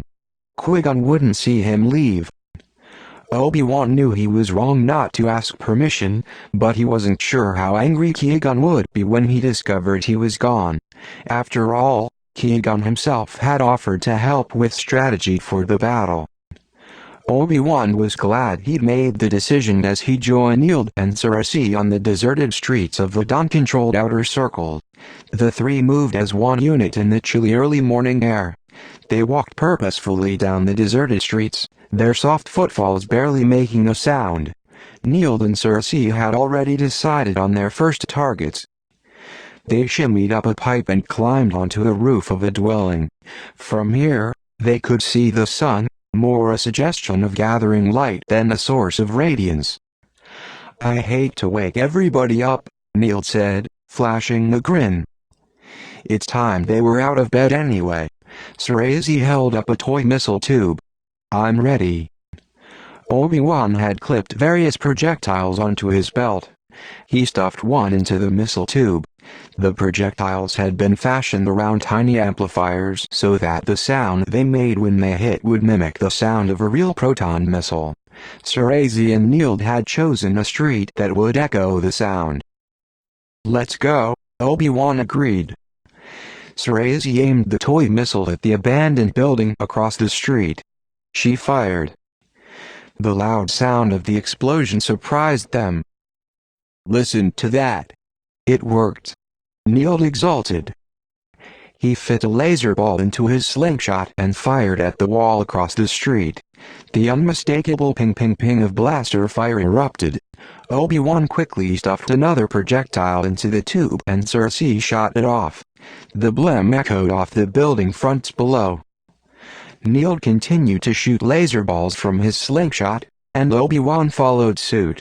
They shot ball after ball, reloading and firing rapidly. The sound of blaster fire echoed down the street. Someone emerged from a door across the way and looked up and down the street quickly. Neild and Obi-Wan shot a rain of laser balls into an abandoned building, where no one would see them land. Crack crack crack. The laser balls hit the solid surface, making an even louder sound. The Don quickly ducked back into the building. "He'll sound an alert," Neild said. "We're done here. Let's go." Jumping from building to building, they made their way to another quiet street. They repeated the procedure, then moved on. Racing now, they fired down randomly with laser balls while Cersei shot projectiles where their explosive sound would echo the most.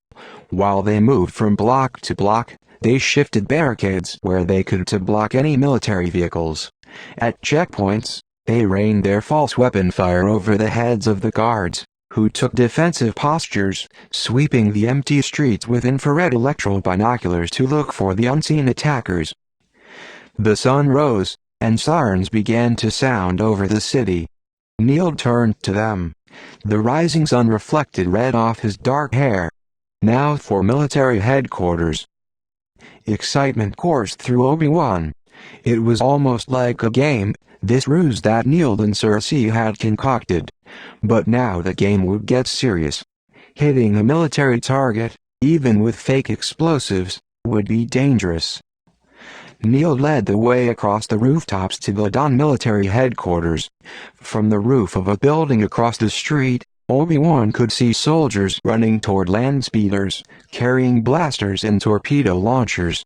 Obviously, they were hurrying to investigate the many alarms that had sprung up. So far, so good, Cersei breathed. There won't be as many soldiers around. This part would be tricky. They would not be firing at houses full of sleeping civilians. The military would react swiftly. But Neild had pointed out that if they did not convince the military that an attack had been launched, their plan wouldn't work. If the military thought they were under fire as well, they might conclude that this was not random sniper fire, but a full-scale attack. In addition to Neild, Cersei, and Obi-Wan, other groups of the young should have been heading out to other Dawn and Mel-Ida neighborhoods. Their attacks would be launched simultaneously with the attack on military headquarters. They waited until the soldiers had taken off in their speeders. Two guards stood outside behind transparent armored shields. Cersei loaded her beam tube. Obi-Wan and Neild placed laser balls in their slingshots.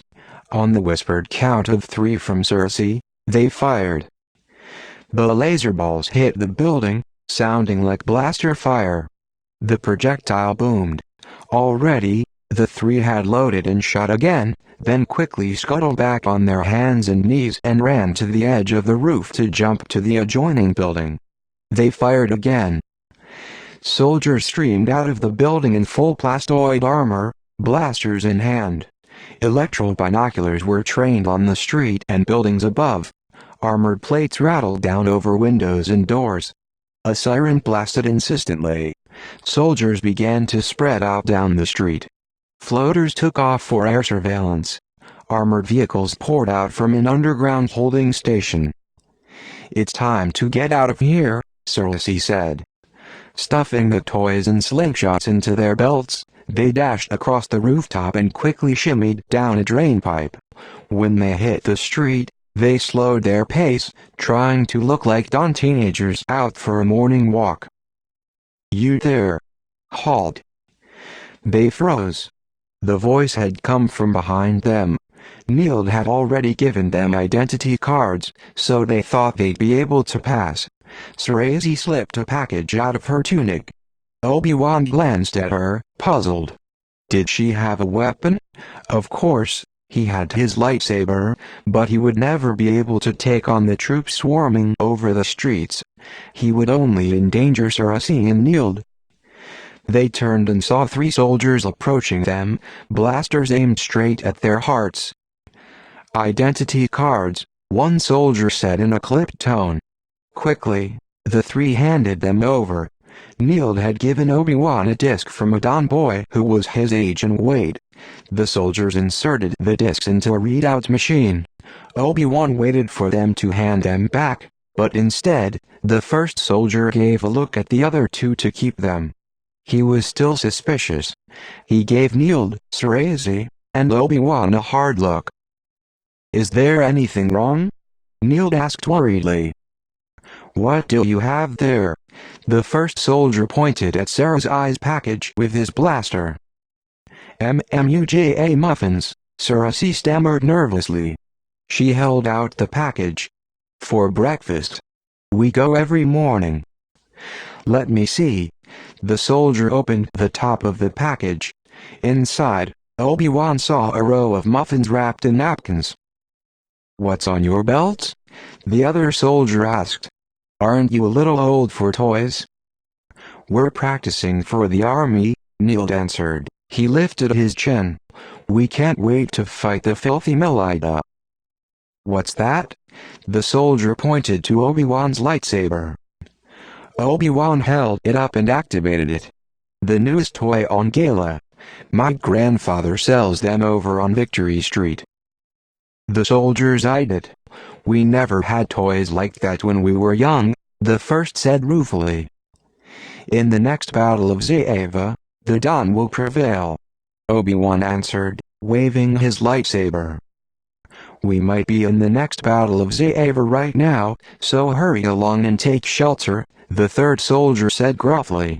He handed Neil back his identity card and motioned for the other soldiers to do the same. "You may be fighting with real weapons before long." The three soldiers marched off, their corn links crackling with reports of more attacks in the city. "That was close," Cersei breathed. "I'm glad I brought those Muja muffins. It gave us a reason to be on the street so early." "And I thought you brought them in case I was hungry," Obi-Wan managed to tease. His heartbeat was returning to normal. He didn't want to think about how Qui-Gon would have reacted if he had been captured by the Dawn. "That was a smart move, to activate that lightsaber and call it a toy," Neil said to Obi-Wan. "Lucky for you they were too dumb to realize you were a Jedi." Cersei eyed him. "I have a feeling Obi-Wan was ready to use it." Neil grinned broadly. "I have a feeling he can save us all." The three laughed together in relief. Obi-Wan felt a current run between himself and Cersei and Neil. Even though he was still in danger, he had never felt so free. Image 002. Qui-Gon sat in the shadows, watching the furious activity of the young as they dashed in and out of the vault for supplies, then hurried out to return to the streets above. Something had woken him before dawn, a soft flurry of movement. He had seen Obi-Wan leave with Cersei and Neil. He had let his Padawan go. It would have been easy to step forward and challenge Obi-Wan. Qui-Gon's anger had surged, and he had wanted to confront the boy. Obi-Wan had no right to leave without permission. He had violated Qui-Gon's trust. It was a small violation, but it stung. He and Obi-Wan had not yet achieved the perfect mind communion of the Master-Padawan relationship. They had merely taken a few steps on a long journey together. They occasionally had disagreements and misunderstandings.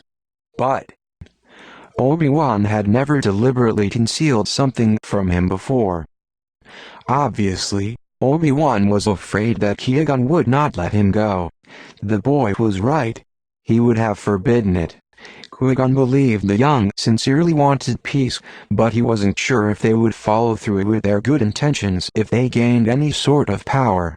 He saw much anger in them. Obi-Wan saw only passion. At last Neil, Cersei, and Obi-Wan returned. Qui-Gon let out a slow breath of relief. He had started to worry. "Time for Phase 2, Neil said as the three entered the vault.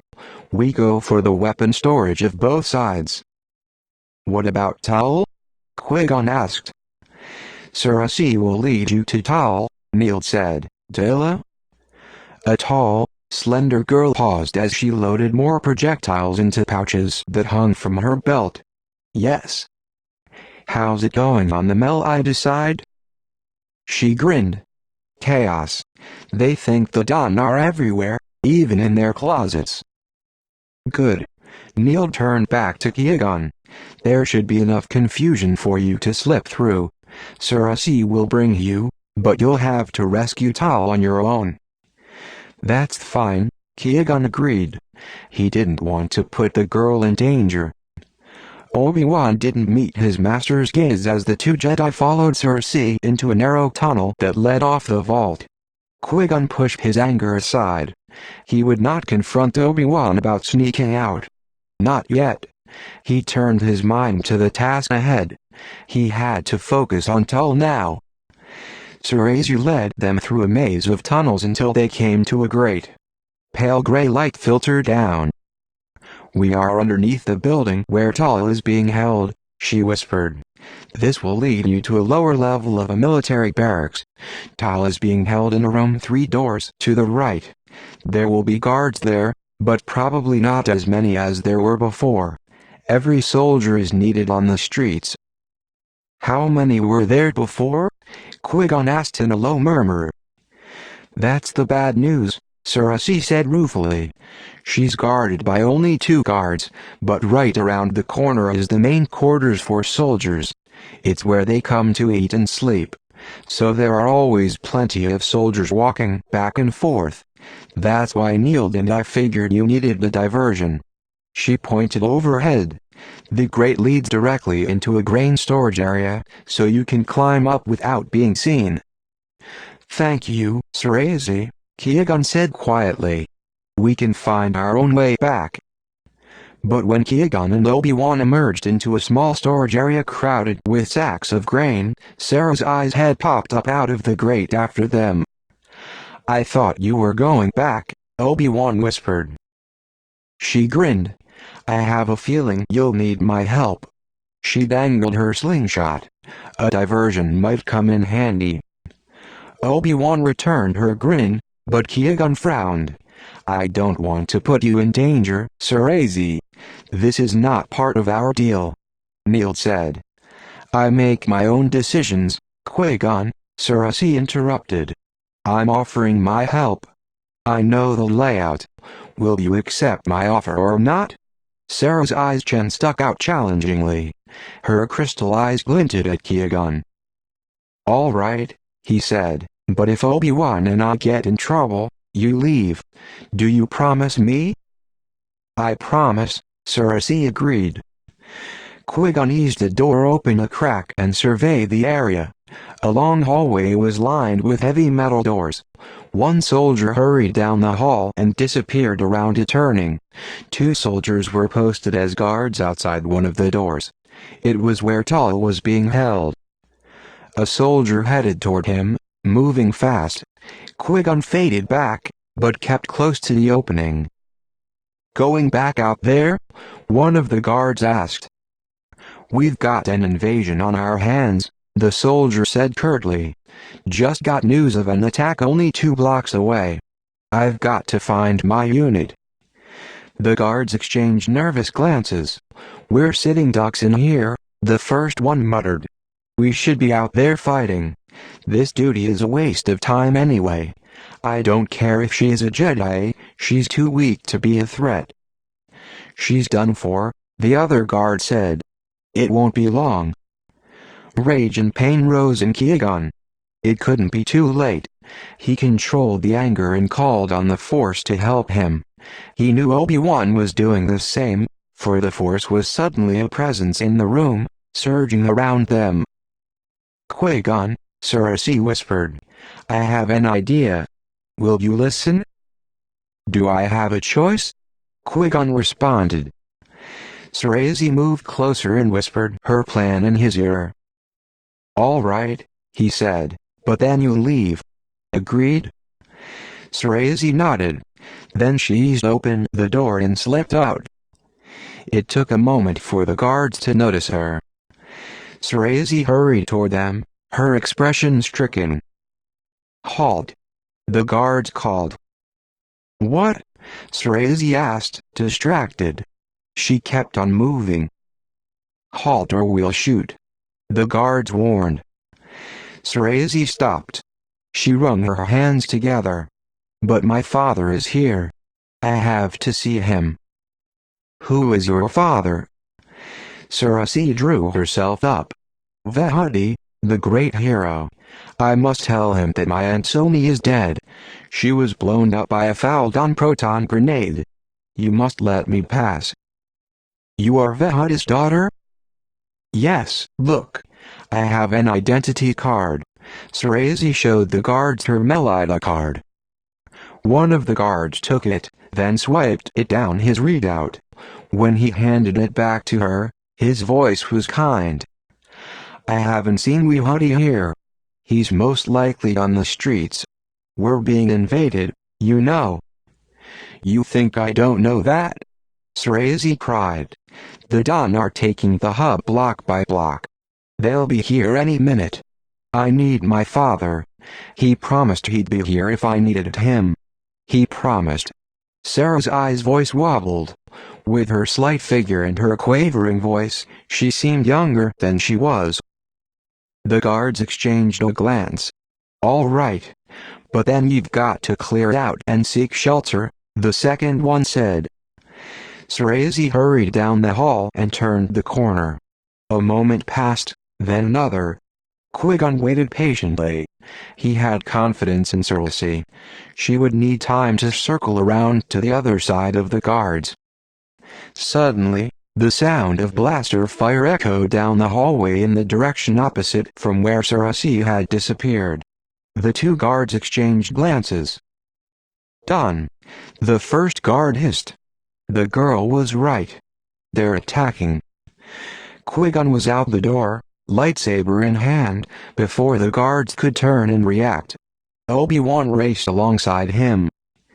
The guards fired their blasters rapidly as soon as they saw the Jedi. But they were too late. Obi-Wan and Qui-Gon deflected the fire with their lightsabers without missing a step. Moving in sync, they jumped the last few meters to the guards, feet first. Deflecting blaster fire with their lightsabers, they hit the guards in the chest with a powerful kick. The guards flew back, their blasters flying out of their hands. "Cover me," Qui-Gon instructed Obi-Wan crisply. He moved to the door. As he began to slice through the lock with his lightsaber, the guards recovered and reached for the electro jabbers on their belts. Obi-Wan didn't wait for them to rise. He leaped over them so that they would need to turn and twist to attack. He knocked the electro jabber out of one guard's hand with a kick and sliced down with his lightsaber toward the other. The guard howled and dropped his weapon. "Don't move," Obi-Wan warned them, keeping his lightsaber over their heads. The lock gave, and Qui-Gon pushed open the door. He stopped, stricken at the heart by Tal's appearance. She had gone through temple training with him. She had always been beautiful, a tall woman from the planet Nori, with eyes striped gold and green and skin the color of dark honey. Now she appeared thin and wasted. Her beautiful skin was marred by a white scar that ran from one eye and curved around her chin. The other eye was covered with a patch. "Tal," he said, keeping his voice steady. "It's Qui-Gon." "Ah, rescued at last," she said in the gently mocking tone that had always made him smile. "Do I look that bad, old friend?" He realized then that she could not see. "You look as lovely as ever," he said, "but can you wait on the compliments? My hands are full at the moment." "I'm afraid I'm a little weak," Tal confessed. "I'll carry you."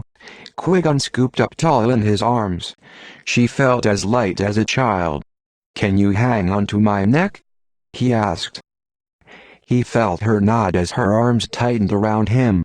"Just get me out of here," she said. "I've had better food in a hot cantina." Just then Qui-Gon heard the sound he'd hoped he wouldn't. Rapid blaster fire. Reinforcements had arrived. Obi-Wan was in trouble. His time had run out. He proceeded cautiously to the door. He peered out.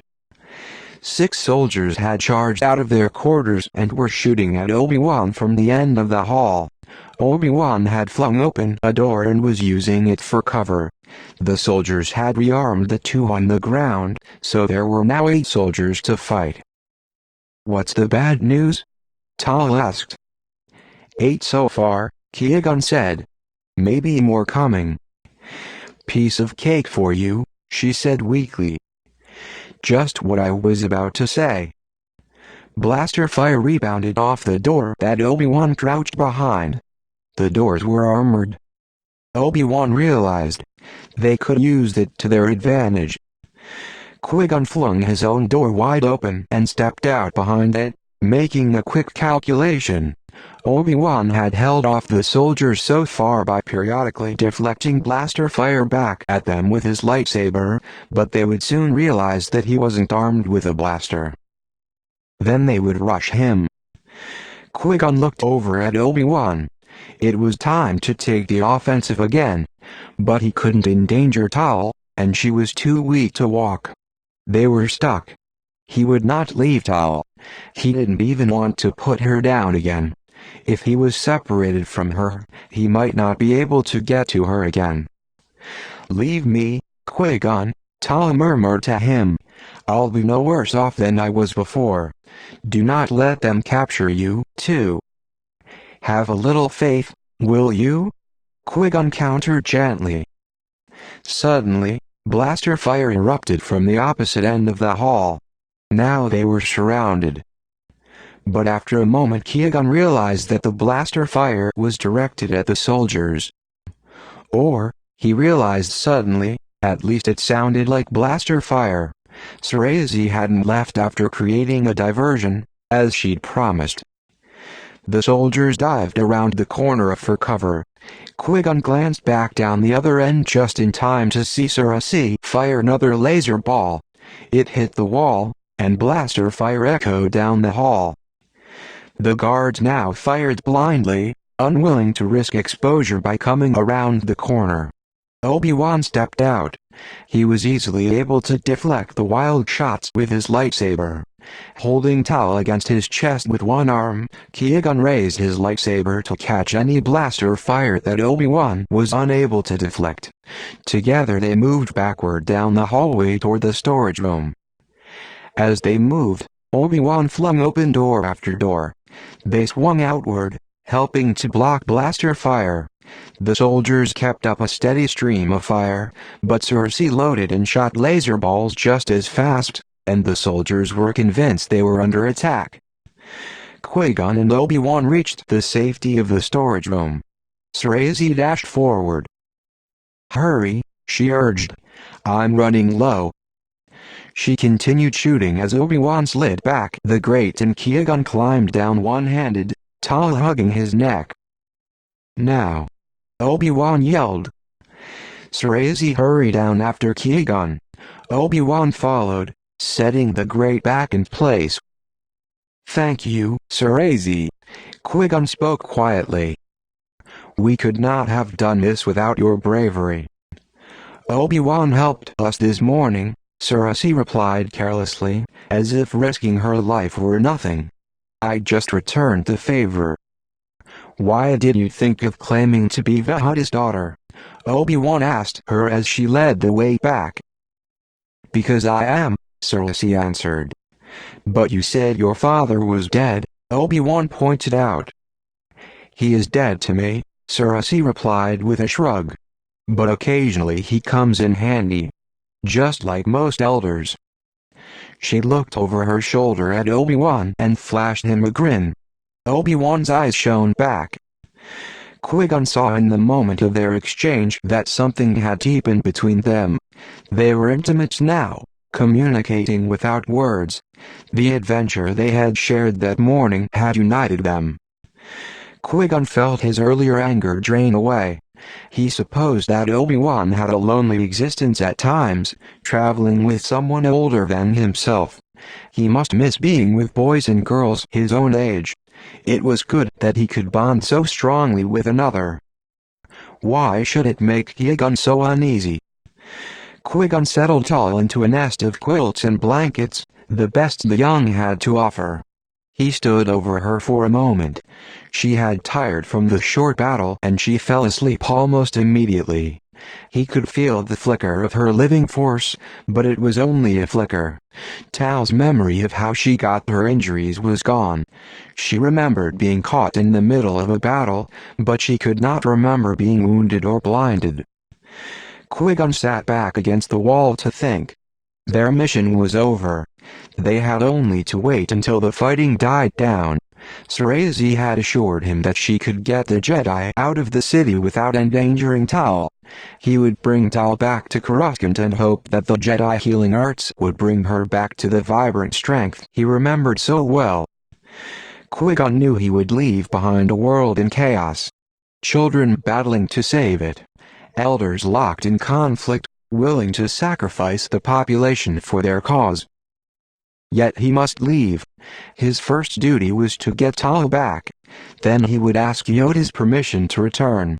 The Jedi Master would not grant it, most likely. The Jedi did not go to worlds and meddle in their affairs unless they were requested to do so. Only in extraordinary circumstances would they interfere, or if a world was threatening the peace and security of others. The inhabitants of Mel Idadon were locked in its conflict, hurting no other world but their own. Obi-Wan had asked permission to go above ground with Cersei. Qui-Gon had granted it. He knew that when he told Obi-Wan that they must leave, his Padawan would not want to go. Yet Obi-Wan would obey him. It was his first duty as a Padawan, and Obi-Wan was a Jedi to the bone. Their mission was close to success, yet foreboding lodged in Qui-Gon's chest like a heavy stone. His instinct was warning him, but he could not place what the warning was, or how it would affect him. He heard running footsteps, and Neil burst into the room with Obi-Wan and Cersei. Qui-Gon was struck with how the three moved in the same rhythm, their strides matching perfectly despite Obi-Wan's long legs and Cersei's more slender build. "Gather around, everyone," Neil cried. "We have news." Neil leaped up on top of the grandest tomb. Boys and girls swarmed around him, coming from the strategy stations around the room and from the adjoining tunnels. They turned expectant faces up to him. "Our battle is over," Neil said. "We have achieved total victory." The young cheered wildly. Neil held up a hand. "Our raid on the weapons storehouse of the Dawn was a success. We have stolen the weapons the Dawn did not waste in attacking the Melida or shooting at imaginary attackers. We have deposited them in the North Tunnel." The Melida kneeled, paused, grinned, blew up their own storehouses so that the Dawn would not get their weapons. The young let out wild hoots of laughter. They shouted with joy. "We have delivered our messages to both sides, letting them know that the young were behind the battles, and that we have succeeded in stealing their arms. Without weapons, the elders cannot fight each other. Today we have taken a giant step toward peace." Exhilaration raced through the room like a current. Qui-Gon watched as Neil leaned down and grabbed Cersei's hand. He pulled her up to stand next to him. Then he reached down for Obi-Wan. Smiling, Obi-Wan leaped up on the tomb to take his place beside the two leaders. The young reached up to touch his tunic. Obi-Wan reached down to touch their hands and accept their congratulations. He linked arms with Cersei and kneeled. Never once did he glance at Qui-Gon. It was as though the Jedi Knight wasn't in the room. It was as though Obi-Wan was not a Jedi. It was as though he was part of them, as though he had become one of the young. Qui-Gon left the main room and found a quiet place in an adjoining tunnel to contact Yoda. The Jedi Master appeared in miniature hologram form. Quickly, Qui-Gon filled him in on the situation and the rescue of Tal. Yoda passed a hand over his forehead in distress. "Relieved I am to hear this news," he said. "Concerned I am to hear that Tal is ailing. Needs care, she does. I will leave as soon as she's stronger and it is safe," Qui-Gon promised. "But I leave a situation here on Mel Idadon that is volatile." Yoda nodded several times. "Heard you, I have, Qui-Gon. But remind you I must that neither the Melida or the Dawn have asked for our help. Almost sacrificed one Jedi, I did. Willing sacrifice two more, I am not. We could bring Tal back and then return," Qui-Gon pointed out. Yoda paused. "Before the Jedi Council you must go," he said finally. "Make this decision alone I cannot. Cared for, Tal must be. Then decide we will, if help we must give. Until then, taking sides the Jedi must not do. Jeopardize peace it would. Avoid you must, angering one side or another." As usual, Yoda had a point. Already the Melida would be angry when they heard that the Jedi had broken into their barracks. And if word got out that Obi-Wan had gone on the raid into Dawn territory, that would anger the Dawn. He bowed. "I hope to find Tal ready tomorrow. I will return soon, Master." "Look forward to that day." "I will," Yoda said gently. The hologram flickered and disappeared. "Go back? We can't go back," Obi-Wan exclaimed. We can't leave the young now. They need us. We have received no official request to stabilize the planet, Qui-Gon said patiently. Perhaps back on Coruscant, the Jedi Council will. We can't wait for the Council to review this, Obi-Wan interrupted, shaking his head. If we wait too long, the Melite and the Dawn will rearm. The time to act is now. Obi-Wan, listen to me, Qui-Gon said sternly. Yoda has directed us to come back. Tal needs care. She needs rest and med care, Obi-Wan argued. We can get that for her here. Sarazi can tell me where to go. We can bring the medic back here, or find a place to keep her that would be safe. No, Qui-Gon said, shaking his head. She must be brought back to the temple. We can do no more here, Padawan. We will leave tomorrow. Part of our mission was to try to stabilize the planet, if we could, Obi-Wan insisted. We haven't done that. But we can if we stay. We have not been asked. We have been asked, by the young. Obi-Wan exclaimed. That is not an official request, Qui-Gon replied testily.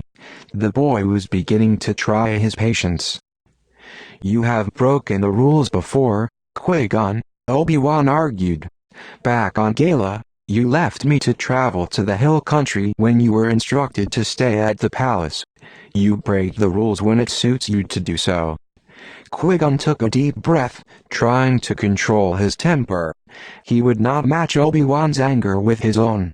I break the rules not because it suits me, but because sometimes during a mission the rules get in the way, he said carefully. That is not the case here. I believe Yoda is right. But, Obi-Wan interrupted, but Qui-Gon held up a hand. Tomorrow we will leave, Padawan, he said firmly. Suddenly, a roar rose from the young, who were gathered in the far corner of the vault. Sarazi ran over to the Jedi, her face beaming. It is official, she cried. In the absence of a response to our request for peace, we have issued a declaration of war on the Elders. If they do not agree immediately to Melite on peace negotiations, we will attack them with their own weapons. They must respond to us now. She turned shining eyes to Obi-Wan. This is the last push we must do to change the history of Melite. We need your help more than ever. Choked with anger and frustration, Obi-Wan could not answer Sarazi. It was Qui-Gon who said gently, I'm sorry, Sarazi. We must leave tomorrow. Obi-Wan didn't wait to see Sarazi's reaction. He could only turn away, sick at heart. He had let her down. It was no use. He couldn't change Qui-Gon's mind. Silently, Obi-Wan helped him minister to Tal. They prepared and fed her broth and tea. Sarazi had brought Qui-Gon a medpack, and he was able to treat some of Tal's wounds. Already, she seemed stronger. She would be ready to travel by tomorrow, Obi-Wan knew. The Jedi powers of recuperation were remarkable. As soon as Tal was settled, Obi-Wan sat against the wall and tried to calm his raging heart. Something was happening to him that he didn't understand. He felt as though there were two parts of him, a Jedi, and a person called Obi-Wan. Always before, he could not separate being a Jedi from being himself. He had not been a Jedi with Neild and Cersei. He had been one of them. He had not needed the Force to feel connected to something larger than himself. Now Qui-Gon was asking him to leave his friends just as they needed him. He had pledged to help them, had battled alongside them, and now he had to go, just because an elder told him so. Loyalty had seemed such an easy concept back at the temple. He had thought that he would be the best Padawan it was possible to be. He would meld his mind and body with his master, and serve. But he did not want to serve like this. Obi-Wan closed his eyes as his frustration again boiled up inside him. He pressed his hands between his knees to calm their shaking. He felt frightened at what was happening to him. He couldn't go to Qui-Gon for counsel. He didn't believe in his master's counsel any longer. Yet neither could he oppose it. Across the room, Neild was just as agitated, prowling around the headquarters silently. Everyone was waiting for the Melida and Don councils to respond to the declaration of war. The long evening shaded into night, and still no word came. "They did not take us seriously," Neild said bitterly. "We must strike again, and strike hard enough to make them sit up and take notice." Sarazi put her hand on his arm. "But not tonight. Everyone needs rest. Tomorrow we can plan." Neild nodded.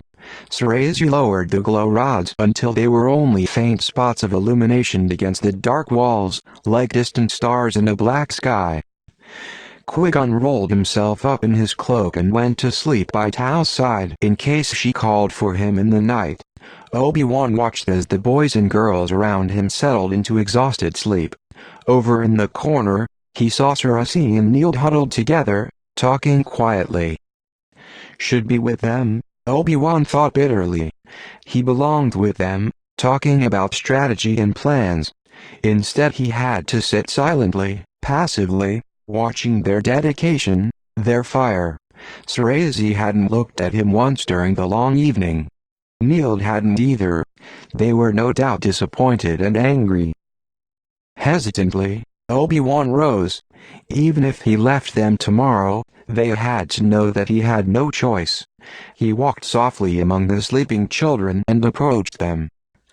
"I wanted to say goodbye now," he said. "We will be leaving early tomorrow." He paused. "I'm sorry I can't stay to help you. I want to." "We understand," Neild said in a clipped tone. "You must obey your elder." "It's not obedience as much as respect," Obi-Wan explained.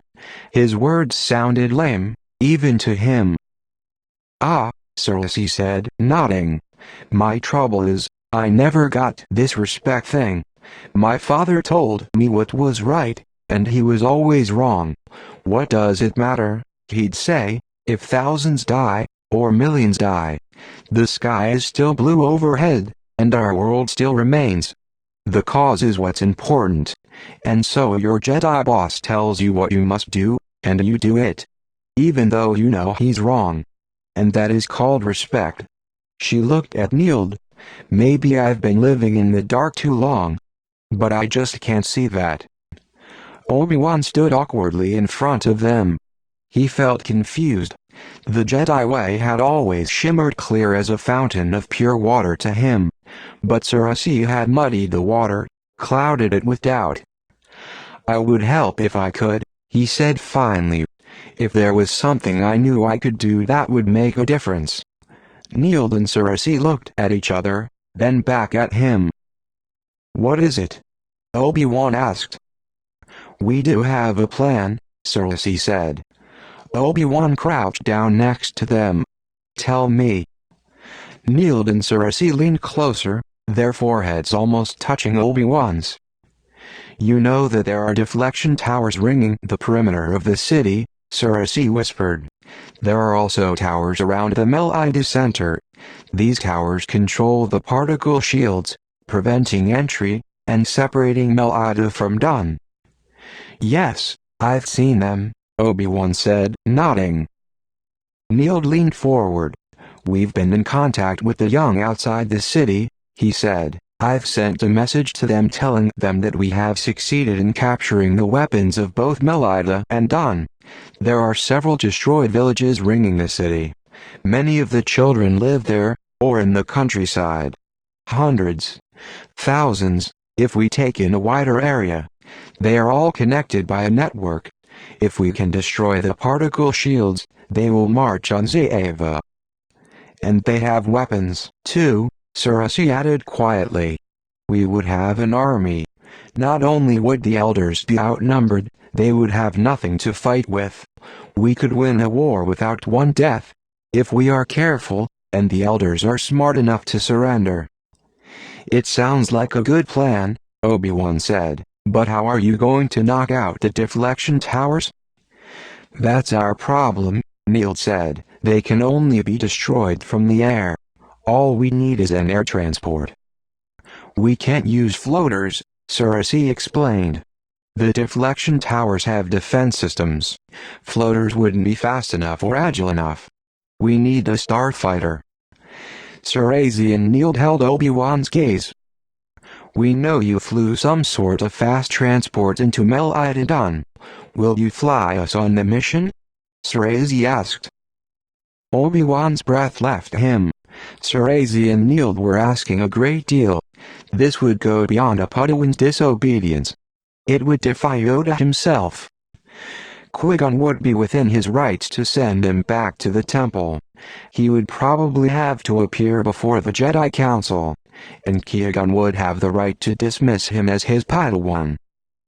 "We can leave at dawn," Neil said. "The mission should only take an hour, maybe a little more. Then you can take Tal back to Coruscant. The destruction of the particle shield will actually make it easier for you to smuggle Tal out of Zaeva," Cersei pointed out. "But if the starfighter is damaged, it could mean she can't leave at all," Obi-Wan said. "It would doom our mission to failure, and perhaps make me responsible for Tal's death." Cersei bit her lip. "It was wrong of me to mock you before," she said awkwardly, as if she were unused to apologies. "I know the Jedi Code guides the way you live, and we know we are asking too much from you. If we weren't desperate, we wouldn't do it. You've done so much already for us." "As you have done for us," Obi-Wan said, "we could not have rescued Tal without you." "It is our only chance for peace," Neil said. "Once the elders see our numbers, they will have no choice but surrender." Obi-Wan glanced over at Qui-Gon's sleeping form. He owed his master so much. Qui-Gon had fought alongside him, even saved his life. They had a bond. Yet he had a bond with Neil and Cersei, too. The shortness of the time he'd known them made no difference. The current that ran between them was like nothing he'd ever experienced. And even though Cersei apologized for mocking him, hadn't there been a germ of truth in her words? Was it right to obey when his heart told him it was wrong? Sarah's usual fierce green gaze had softened with compassion as she watched the struggle on his face. Neil met his gaze steadily, warmly. He, too, knew what they were asking Obi-Wan was a great sacrifice. He would have to betray Qui-Gon, betray his life as a Jedi. For them. For their cause. They could ask this because they knew they were right. Obi-Wan knew they were right, too. And he couldn't let them down. He could not make this decision as a Jedi. He would make it as a friend. He took a deep breath. "I'll do it." They sneaked out before dawn. Cersei led them to the outer circle through the tunnels. Then they left Zaeva the same way Obi-Wan and Qui-Gon had arrived, through the Hall of Evidence, back to the trap. This time, Neil had brought finely spun carbon rope, which he tossed up to the surface. A strong magnet adhered to the metal slide, and they were able to scale it easily. The hike to the transport went quickly in the cool gray light. The three of them had stuffed proton grenades in their packs. They were heavy, but they hardly felt the weight. They were anxious to get to the transport and start their mission. When they reached the starfighter, Neil and Cersei helped Obi-Wan uncover it from the branches and brush he and Qui-Gon had dragged over it. Neil beamed when he saw the sleek, small starfighter. Then he noticed the gash in the side panel. He turned to Obi-Wan. "I guess I should have asked you something. Are you a good pilot?" Obi-Wan looked at him blankly for a moment. Then Cersei burst out laughing. Neil and Obi-Wan joined her, the sound bouncing off the canyon walls. "I guess we'll find out," Cersei said cheerfully. They climbed into the starfighter. Obi-Wan slid into the pilot's seat. For a moment, he hesitated, staring at the controls. The last time he'd sat here, he'd landed the craft with Qui-Gon in the co-pilot seat. Qui-Gon had kidded him about denting the side of the starfighter. Obi-Wan felt a pang of remorse. Was he doing the right thing? Was this cause worth betraying Qui-Gon? Sarazi touched his wrist gently. We know this is hard for you, Obi-Wan. That's what makes your sacrifice even more valuable to us. And we give you our deepest thanks, Neil said quietly. Obi-Wan turned and met their eyes. He felt a shock, as though he were looking at himself. In the steady gazes of his friends he saw what was held in his own heart. The same dedication, the same fierceness, the same daring. He felt his confidence surge. He was doing the right thing. Maybe Qui-Gon would come to understand that. He started the ion engines. Let's get going. We should hit the perimeter towers first, then the center towers, Cersei said. We're going to have to do everything by sight. I don't have any coordinates for the nav computer. It won't be a problem, Obi-Wan said. He kept the engines at low power as the ship rose in order to clear the overhanging cliff. Then he pushed the engines to full power to soar above the canyon. No one told him to slow down. I'm going to have to do some defensive flying, so it's better if you two do the aiming, Obi-Wan said. The station for the laser cannon is right in front of you, Sarazi.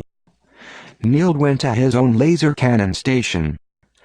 I'll open up the emergency weapon sighting plate as we get closer, Obi-Wan said. Remember to keep your eyes out for speeders. We're going to have to come in low to blast the deflection controls. The two deflection towers flanking the main gate came into sight in seconds. Here we go, Obi-Wan said, grating his teeth. Floater on the right approaching, Cersei rapped out. We must have turned up on scanners. Obi-Wan cut sharply to the left, then veered right again.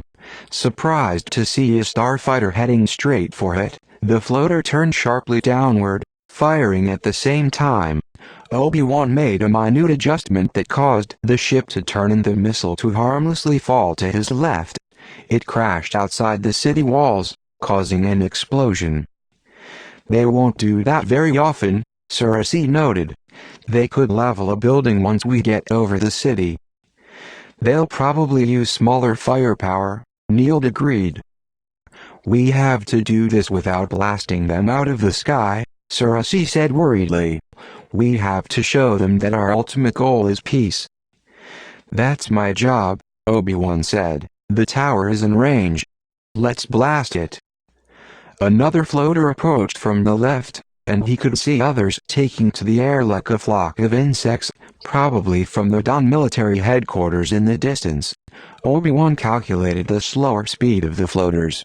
He had to stay level long enough for Cersei and Neil to aim. He should have just enough time.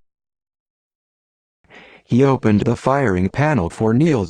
Bracing himself against the hull of the starfighter, Neil aimed his laser cannon. Cersei waited, her fingers on her own control stick. Now, Obi-Wan shouted, zooming closer to the deflection tower. Cersei and Neil fired the cannons. As soon as the projectiles were away, Obi-Wan pushed the engines to full power and climbed above the floater, heading for his left flank. Blaster fire followed him. He took a small hit on his wing, but not enough to damage the craft. Both Cersei and Neil scored a direct hit on the tower. Obi-Wan felt the vibration of the blast ripple against the starfighter's hull. The floater rocked as it rode the wind vibrations, the driver struggling to retain control. The particle shield was briefly visible, then fractured in a shower of blue-tinged energy atoms. Obi-Wan, Cersei, and Neil cheered, even as Obi-Wan circled around to hit the next tower. Now the military floaters were almost on him. 7 floaters, Cersei said, counting. Her face creased in worry. Can we do this, Obi-Wan? If we do it fast. Can you aim upside down? Obi-Wan asked, hovering out of the floater's range. Cersei grinned. No problem. Neil positioned his laser cannon. Do it. Obi-Wan pushed the engines. The starfighter rocketed down through the sky at full speed. He knew that technically he was going too fast for this altitude, but he also knew he could handle the craft. And there was no one in the co-pilot's seat to remind him of star aviation rules, or warn him of the dangers. Exhilaration raced through him. For the first time in his life, he had no one to answer to. There were no Jedi rules or superior wisdom aboard his ship. He zigzagged on the descent, pushing the ship as much as he dared. The floaters hung back and fired, afraid of colliding with the starship. Using the Force as a guide, Obi-Wan was able to avoid the worst fire. As he got closer, the speeders grew more daring. One came at him dead on, firing as it went. "Ready," Obi-Wan shouted. At the last moment, he flipped the starfighter over and dived under the floater, maneuvering the craft so that it had a clear shot at the tower. Neild and Cersei fired. The deflection tower blew, scattering metal in parts. Obi-Wan flipped the starfighter right side up and climbed at top speed. The floaters frantically dived to avoid getting hit. "Everyone okay?" Obi-Wan asked. "Dizzy, but okay," Cersei said, wiping sweat off her forehead. "That was incredible flying." "Okay, follow the wall," Neild directed. "We'll hit the towers one by one around the perimeter." The military floaters pursued them, but they could not fly as high or go as fast as a starfighter. More floaters joined the chase as they flew. To hit each deflection tower, Obi-Wan had to practice the same too-fast maneuvering to avoid being blasted by the speeders or colliding with them. Their advantage was the speed and agility of the starfighter and the incredible accuracy of Cersei and Neild. One by one, they destroyed each tower, the speeders hard on their flank. The speeders tried to capture Obi-Wan in a pincer movement, but he was too quick for them. When they saw the last tower go up, the three let out a whoop of exultation. Cersei leaned over and hugged Obi-Wan. Neild pounded him on the back. "I knew we could count on you, friend," he said joyfully. He checked his laser cannon. "We have plenty of firepower left. What do you say we blow the hulls of evidence into nanospecks?" Cersei frowned. "Now? But Neild, we need to get back. We have to hit both Melida and Don for peace negotiations while they're weak. And besides, there could be people inside," Obi-Wan pointed out. Cersei looked at Neild. "We said we would do this without taking a life." Neild bit his lip as he glanced out the spaceport down to the surface of Zaeva. "The sooner those halls of hate are blown up, the sooner everyone on this planet can breathe again," he murmured. "I despise everything they stand for." "I know," Cersei said. "So do I, but let's take one step at a time." "All right," Neild agreed reluctantly. "But let's do one last thing. Before we land, let's do a quick loop over the countryside." Tala was waiting to pass the message that the perimeter shields had been blown. The scavenger young should be mobilizing. Obi-Wan flew in widening circles over the countryside. Everywhere they saw young people, boys and girls, streaming out from farms and villages and woods. They were already beginning to clog the road into Zaeva. Some rode on battered land speeders or souped-up turbo tractors. Those who walked formed columns, marching in military style. When they saw the starfighter overhead, they waved and shouted greetings the three could not hear. Obi-Wan dipped his wings in a return salute. Tears stood in Cersei's eyes. "I will never forget this day," she said, "and I will never forget what you did for us, Obi-Wan Kenobi." Obi-Wan turned the starfighter back toward the landing area. He didn't care how angry Qui-Gon was, or if he got sent back to the temple. This moment was worth it. Qui-Gon had woken early and checked on Tal. She was sleeping deeply. That was good. Sleep was the best healer until he could get her to Coruscant. He saw that Obi-Wan had disappeared, along with Neild and Surazi. No doubt he wanted a last outing with his friends before he left. Qui-Gon would let it pass. He knew it was hard for the boy to leave them. And he had a plan of his own. He had asked a quiet girl named Roni to watch over Tal. Then he'd traveled through the tunnels to the route he had mapped out last night, slipping away while the rest of the young were celebrating their victory. When he emerged above ground in the abandoned neighborhood at the border of Melida and Don territory, it was still dark. A few stars still twinkled in a navy sky that shaded to gray at the horizon. Qui-Gon had waited in the alley until he was sure all the people he'd invited had arrived. Then he walked to the partially bombed-out building on the corner. Last night he'd sent a note to Wehudi by one of the young messengers. He had asked for a meeting between the Melida Council and the Dawn Council. He had suggested that it was in their best interest to attend. He had news of the young that they must know. Until now, he hadn't been sure if anyone would show up. He still wasn't sure if one side or the other would try to capture him. It was a desperate gamble. He was prepared for anything, but he had to make a last try for peace before he left Melida. He had seen the heartbreak on Obi-Wan's face. He would do it for his Padawan. Near a broken window, he paused to listen for a moment. "And where is the Jedi?" a voice asked coldly. "If this is another dirty Melida trick, I swear by the honored memory of our martyrs that we will retaliate." A dirty Dawn trick, more likely. Qui-Gon recognized Vehudi's voice. "For it's a coward's trick, worthy of your worthless ancestors, to lure your enemy to a meeting under false pretenses. Our troops can be here in seconds." "And what will they do? Throw pebbles?" The other voice was amused. "Didn't the Melida blow up their own weapon stores, fearing the attacking Dawn? And didn't the Dawn allow their own stores to be stolen right under their noses?" Vehudi snapped. Qui-Gon knew it was time for him to enter.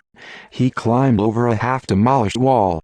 The Melida Council members stood on one side of the room, heavily armed and dressed in plastoid armor. The Dawn stood on the opposite side, almost identically dressed and armed. Each member of each group bore scars and signs of healed wounds. Several were missing limbs, or breathed through breath masks. It was hard to tell the two ravaged groups apart. "No tricks, no stratagems," Qui-Gon said, striding to the middle of the room. "And if Melida and Dawn will cooperate, I won't take up too much time, either." The Dawn Council members looked as skeptical as the Melida, Qui-Gon thought as he surveyed the room. At least the two groups had something in common: distrust. "What news of the young have you brought us?" Vehudi asked impatiently. "And why should we care what children do?" an elder Dawn asked contemptuously. "Because yesterday they made you look like fools," Qui-Gon answered mildly. He waited out the indrawn breaths and looks of avid hatred directed his way. "And, on a more practical note, they have stolen most of your weapons," he added. "They have asked for disarmament, and you have ignored them. Obviously, they are quite capable of getting what they want. All we have to do is walk in and take back our weapons," the Dawn leader said, rasping through a breath mask. "Candy from a baby." "I warn you," Qui-Gon said, turning to catch the eye of everyone in the room. "Do not underestimate the young. They have learned how to fight from you. They have learned determination from you. And they have their own ideas." "Is this what you brought us here to hear?" the Dawn leader growled. "If so, I have heard enough." "For once, I agree with Wuni," Wehudi said, referring to the Dawn in the breath mask. "This is a waste of time." "I must urge you to reconsider," Qui-Gon said. "If you form a coalition government, you might be able to take control of Zaeva, and thus of Melida. If not, the young will win this war. They will end up ruling their elders. And though their aims are pure, I fear for the cost that will bring." Vehati started from the room, followed by the Melida leaders. Join with the Dawn? You're dreaming. Quickly, Gwynny followed suit, as though he did not want the Melida to be the first to leave. The other Dawn followed on his heels. Unthinkable. Suddenly, the sound of an explosion caused the remaining windows to vibrate. The Dawn and Melida looked at each other. This is a trick. Vehati roared. The foul Dawn are attacking us. The detestable Melida are attacking. Gaani cried at the same time. Fiends. Qui-Gon strode to the window. He looked out, but could see nothing. As he scanned the area, another explosion ripped through the silence. It had come from the Dawn sector, he calculated. But what could it have been? In the next second, Gaani's comlink began to beep. The Elder Dawn hurried to a corner to take the message in private. While Gwynny listened, his back to the room, Qui-Gon began to worry. Obi-Wan had disappeared that morning. He hoped his Padawan wasn't involved in whatever was going on. Using the Force, he tried to establish a connection with Obi-Wan. But he could feel nothing. No distress, no confusion, no assurance. Only a void. When Gwynny turned back to the group, he looked shaken. Reports have come in that 2 deflection towers have been blown in the Dawn sector. One of the Dawn warriors went for his weapon. I knew it. The filthy Melida. No, Gaani cried hoarsely. It was the young. Slowly, the Dawn's hand fell to his side. The Melida who had begun to reach for his weapon stopped as well. A babble of conversation rose. Those children could not do it on their own. The deplorable Melida are behind this. One of the Dawn Council members shouted. The lying Dawn are always quick to accuse without facts. A Melida roared back. Qui-Gon leaned against the sill and waited out the argument. Sometimes, it was better to sit back and wait for events to unfold. Comlinks began to beep.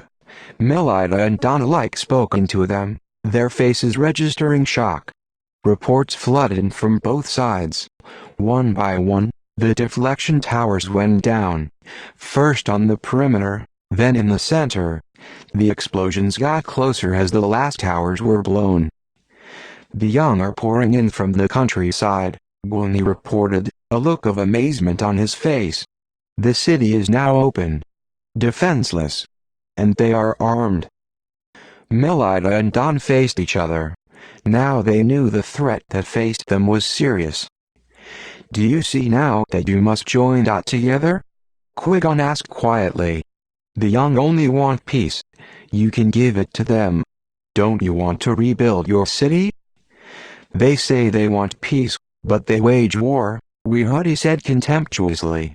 Well, we can give them a war to make our ancestors proud. We may have lost some weapons, but we are not defenseless. And we have weapons remaining as well, Adon said quickly. Shipments are arriving this very afternoon from our stores outside the city. They will collapse at any sign of resistance, a Melida woman chimed in. We can fight them. But not together, Vehati said. The glorious Melida can defeat them without Dawn help. For once, do not overestimate yourselves. Qui-Gon spoke sharply. You don't have weapons. You don't have air support. You have an army made of elders and the wounded. Think of what you're saying. There are thousands of them. Both sides of the room grew silent. Vehati and Gwynny exchanged a glance. Qui-Gon glimpsed surrender underneath the sizzling distrust. Perhaps the Jedi is right, Gwynny said reluctantly. I see only one way to defeat them. We must join our armies and weapons. But the Jedi must lead us. Vehati nodded slowly. It's the only way we can be sure that the Dawn will not turn on us once the battle is won. It is our only assurance also, Gwynny said. We cannot trust the word of the Melida. Qui-Gon shook his head. I did not come here to lead you into battle. I came here to urge you to find a way toward peace. But there is no peace, Vehati cried. The young have drawn the battle lines. These are your children, Qui-Gon cried out. He had lost his patience in the face of the cruel obstinacy of both sides. He controlled his voice and went on. I, for one, will not kill children. Why are you so willing to do so? He turned to Vehati. What about Sarazi? Are you willing to march into a battle against your own daughter? Vehati paled. His clenched fist uncurled. My grandson Rika is underground, Gwynny said. I have not seen my Tila in 2 years, a woman Melida said quietly. Other Don and Melida looked uncertain. There was a long pause. All right, Vehati said at last.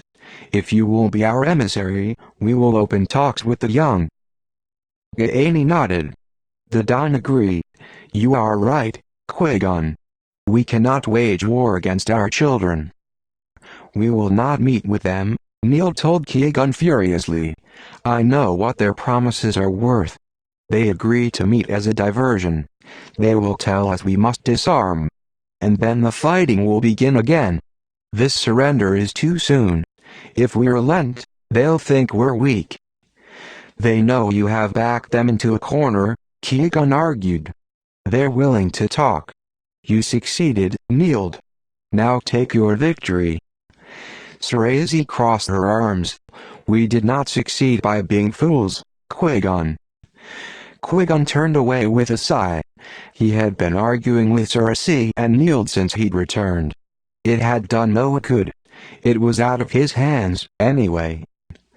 Obi-Wan sat at the makeshift table, watching. He hadn't offered an opinion, or tried to sway Sarazi or Niels. Qui-Gon had noted this with surprise. Obi-Wan had wanted peace on this planet. Why did he stand back now? Once again, when Qui-Gon tried to connect with his Padawan, he found a void. Headquarters was now crowded with the boys and girls who had arrived from the country. More congregated above ground, gathered in parks and squares. The young had mobilized, bringing whatever food they had and instituting a supply line. It would take all day to get everyone fed, but they were determined to succeed. How did you blow the deflection towers? Qui-Gon asked Neil and Sarazi curiously. It was a question that had been bothering him since he'd heard the news. You'd have to hit them from the air. But floaters couldn't do that job. You'd need... Qui-Gon paused. He turned to face Obi-Wan. Slowly, Obi-Wan pushed his chair back.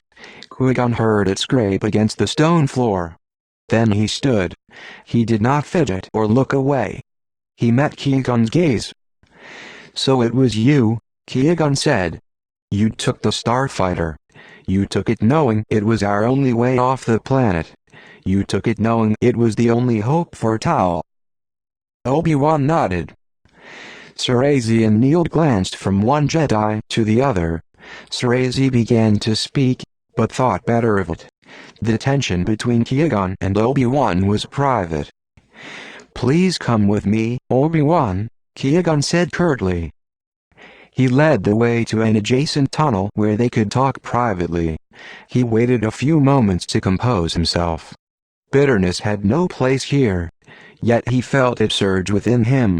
Obi-Wan had broken his trust. He did not know what to say. His emotions swamped him. Qui-Gon recalled his temple training with an effort. He would admonish his Padawan according to Jedi rules. First, he would describe the offense.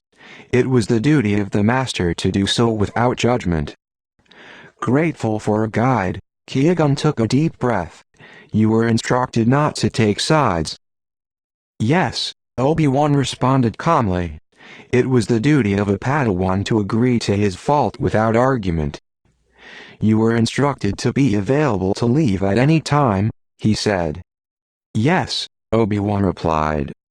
You were instructed that Tal's health was our first concern, yet you endangered the health by taking our only form of transport on a dangerous mission. Yes, Obi-Wan agreed. Qui-Gon swallowed painfully. By doing all this, you not only put Tal at risk, but the peace process on Mel Idadon as well. Obi-Wan hesitated for the first time. I aided the peace process. That is your interpretation, Qui-Gon interrupted. It was not your instruction. Your master and Jedi Master Yoda had decided that Jedi intervention at this stage could only prejudice either the Melida or Dun, thereby sabotaging the peace process. You were told this. Is that true, Obi-Wan? Yes, Obi-Wan admitted. It is true. Qui-Gon paused. He gathered himself to deliver the Jedi wisdom of the Master and Padawan relationship. How the rules had evolved over thousands of years. How the Padawan's pledge of obedience had nothing to do with power, but everything to do with the gaining of wisdom and the humility of service. How he was not here to punish Obi-Wan, or even to teach him, but to aid Obi-Wan's own journey and enlightenment until the day he grew to become a Jedi Knight. I don't care, Obi-Wan said, breaking into his thoughts. You don't care about what? Qui-Gon asked, startled. Usually, a Padawan was silent after his admission, waiting for the Master to decide on their next step. I don't care that I broke the rules, Obi-Wan said. It was right to break them. Qui-Gon took a breath. And was it right to break my trust? Obi-Wan nodded. I'm sorry I had to. But yes. Qui-Gon felt Obi-Wan's words enter him like a blade. He saw in a flash that since he had taken Obi-Wan as his apprentice, he had been waiting for this moment. Waiting for the betrayal. The strike. He had hardened his heart, preparing himself for it. And yet he was not prepared at all. Qui-Gon, you must understand, Obi-Wan said quietly. I found something here. All my life, I have been told what is right, what is best. The path has been pointed out to me. That was a great gift, and I'm grateful for all I've learned. But here on this world, all those abstractions I've learned suddenly fit into something concrete. Something I can see. Something real. Obi-Wan gestured back toward the headquarters of the young. These people feel like my people. This cause feels like my cause. It calls to me like nothing I've ever felt before. Qui-Gon's astonishment turned to grief and anger at himself. Obi-Wan had been swept away. He should have stepped in earlier. He should have remembered that Obi-Wan was just a boy. He chose his words with care. The situation here is heartbreaking, yes. It is a hard one to walk away from. That's why I tried to resolve it before we left. But walk away we must, Padawan. Obi-Wan's face turned stony. Obi-Wan, Qui-Gon said gently. Everything you think you found here you already have. You are a Jedi. What you need is distance and a little time for reflection. I don't need to reflect, Obi-Wan said stiffly. That is your choice, Qui-Gon said. But still, you must accompany me back to the temple. I need to gather some things for Tal in the city. When I return, I expect to find you packed and ready to go. He started back to the main tunnel. Obi-Wan did not move. Come, Padawan, he said. Reluctantly, Obi-Wan trailed behind him. Qui-Gon felt worry fill him. There was something closed in Obi-Wan, something unmovable, that he had never sensed in his apprentice before. It would be good to return to the temple, where the wisdom of Yoda and the calm surroundings could help Obi-Wan find his center again. Qui-Gon heard a roar from the main tunnel, voices shouting, pounding feet on stone. He quickened his pace and burst into the space, Obi-Wan at his heels. Neil spun around to face them. The offer for negotiation was a trick. The elders have attacked. Chaos reigned in the tunnels. The passageways were choked with bodies, children desperately trying to escape the battle raging above. Some were wounded. Others hurriedly tried to arm themselves for the counterattack. Hundreds of the young were trapped above in open parks and squares. They needed reinforcements. "We need medics and a supply line for weapons," Cersei said. "We need to strike back hard," Neild cried. Obi-Wan rushed to huddle with Cersei and Neild. Qui-Gon saw anguish on all three faces. It was right that his Padawan help while he could. But they had to get Tal off planet immediately. Now it was imperative. Qui-Gon hurried to her side. She was sitting up, listening intently to what was going on around her. Image 003. He crouched by her side.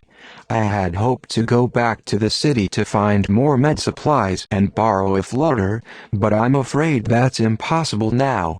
War has broken out, and we must leave immediately." She nodded. "It's all right. I can walk, Qui-Gon. Your medicine has already helped me. I can make it, if you guide me."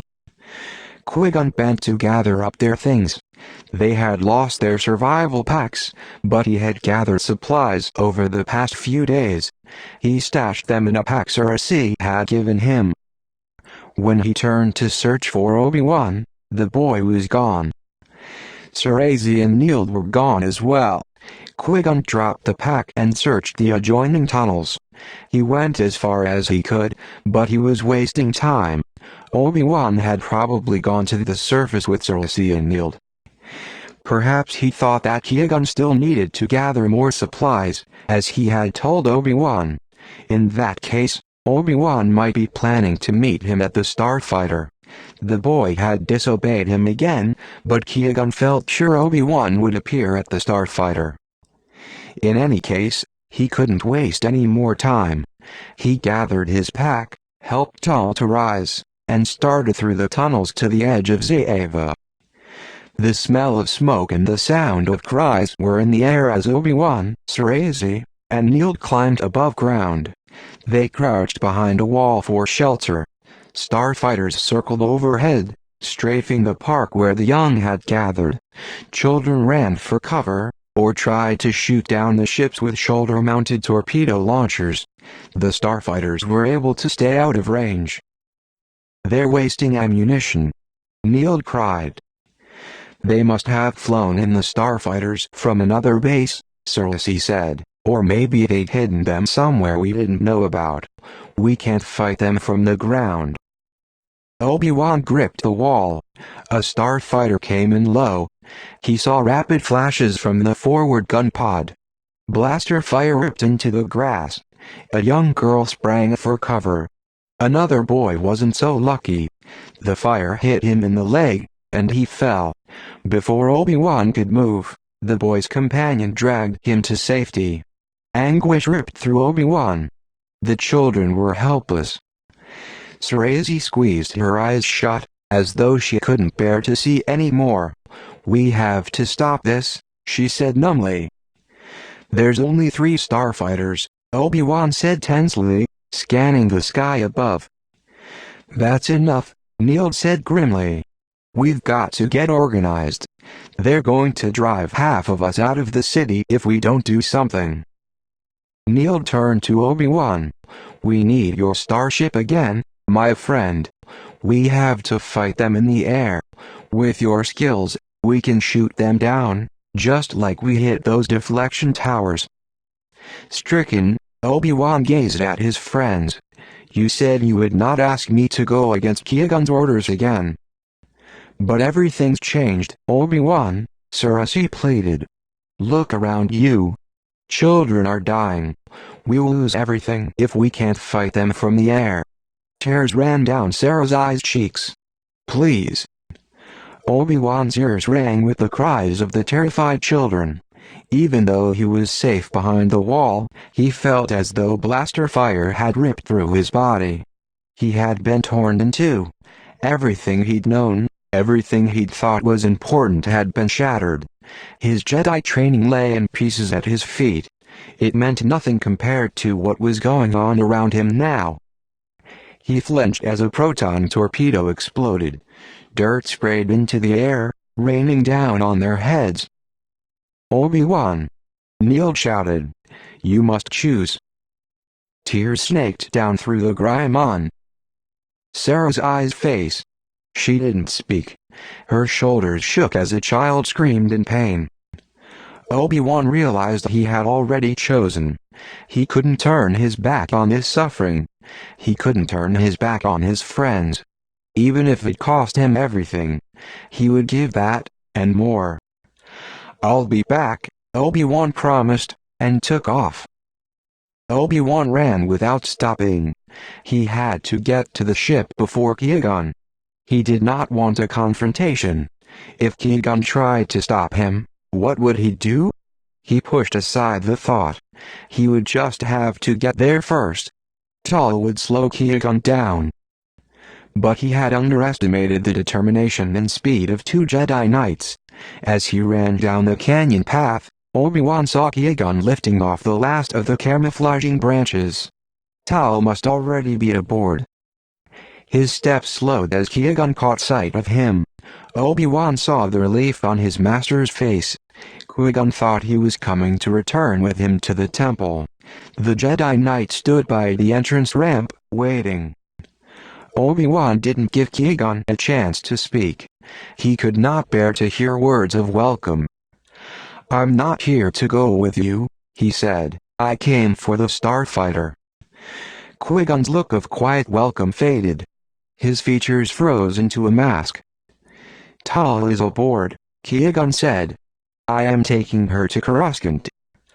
"I'll bring the ship back," Obi-Wan tried. "I need it now. If you could wait here." "No," Qui-Gon said angrily. "No, Padawan. I will not make your betrayal easy for you. If you try to take this step, know what a hard one it is." Neither had moved a muscle.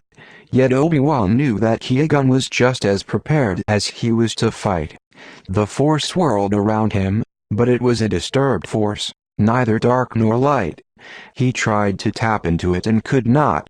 It was like trying to squeeze a handful of fine sand as it streamed out through the cracks in his fingers.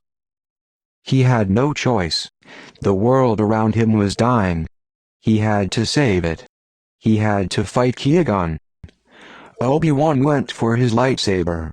Qui-Gon moved only a fraction of an instant later. Because of his quickness, his lightsaber activated at the same time as Obi-Wan's. Qui-Gon's green beam shot up, glowing in the gray light. Obi-Wan felt his own lightsaber pulse in his hand. Qui-Gon kept his eyes on Obi-Wan. Here was the moment. He had only to step forward and challenge his master. He had only to move one muscle for it to be taken as an offensive move. Then the battle would begin. Obi-Wan met Qui-Gon's gaze and saw the same anguish he felt. He felt something within him crack, and his resolve slowly drained away. He could not do this. Simultaneously, they both lowered their weapons. The lightsabers deactivated with a faint buzzing sound. For a moment, all Obi-Wan heard was the lonesome wind, howling through the canyon.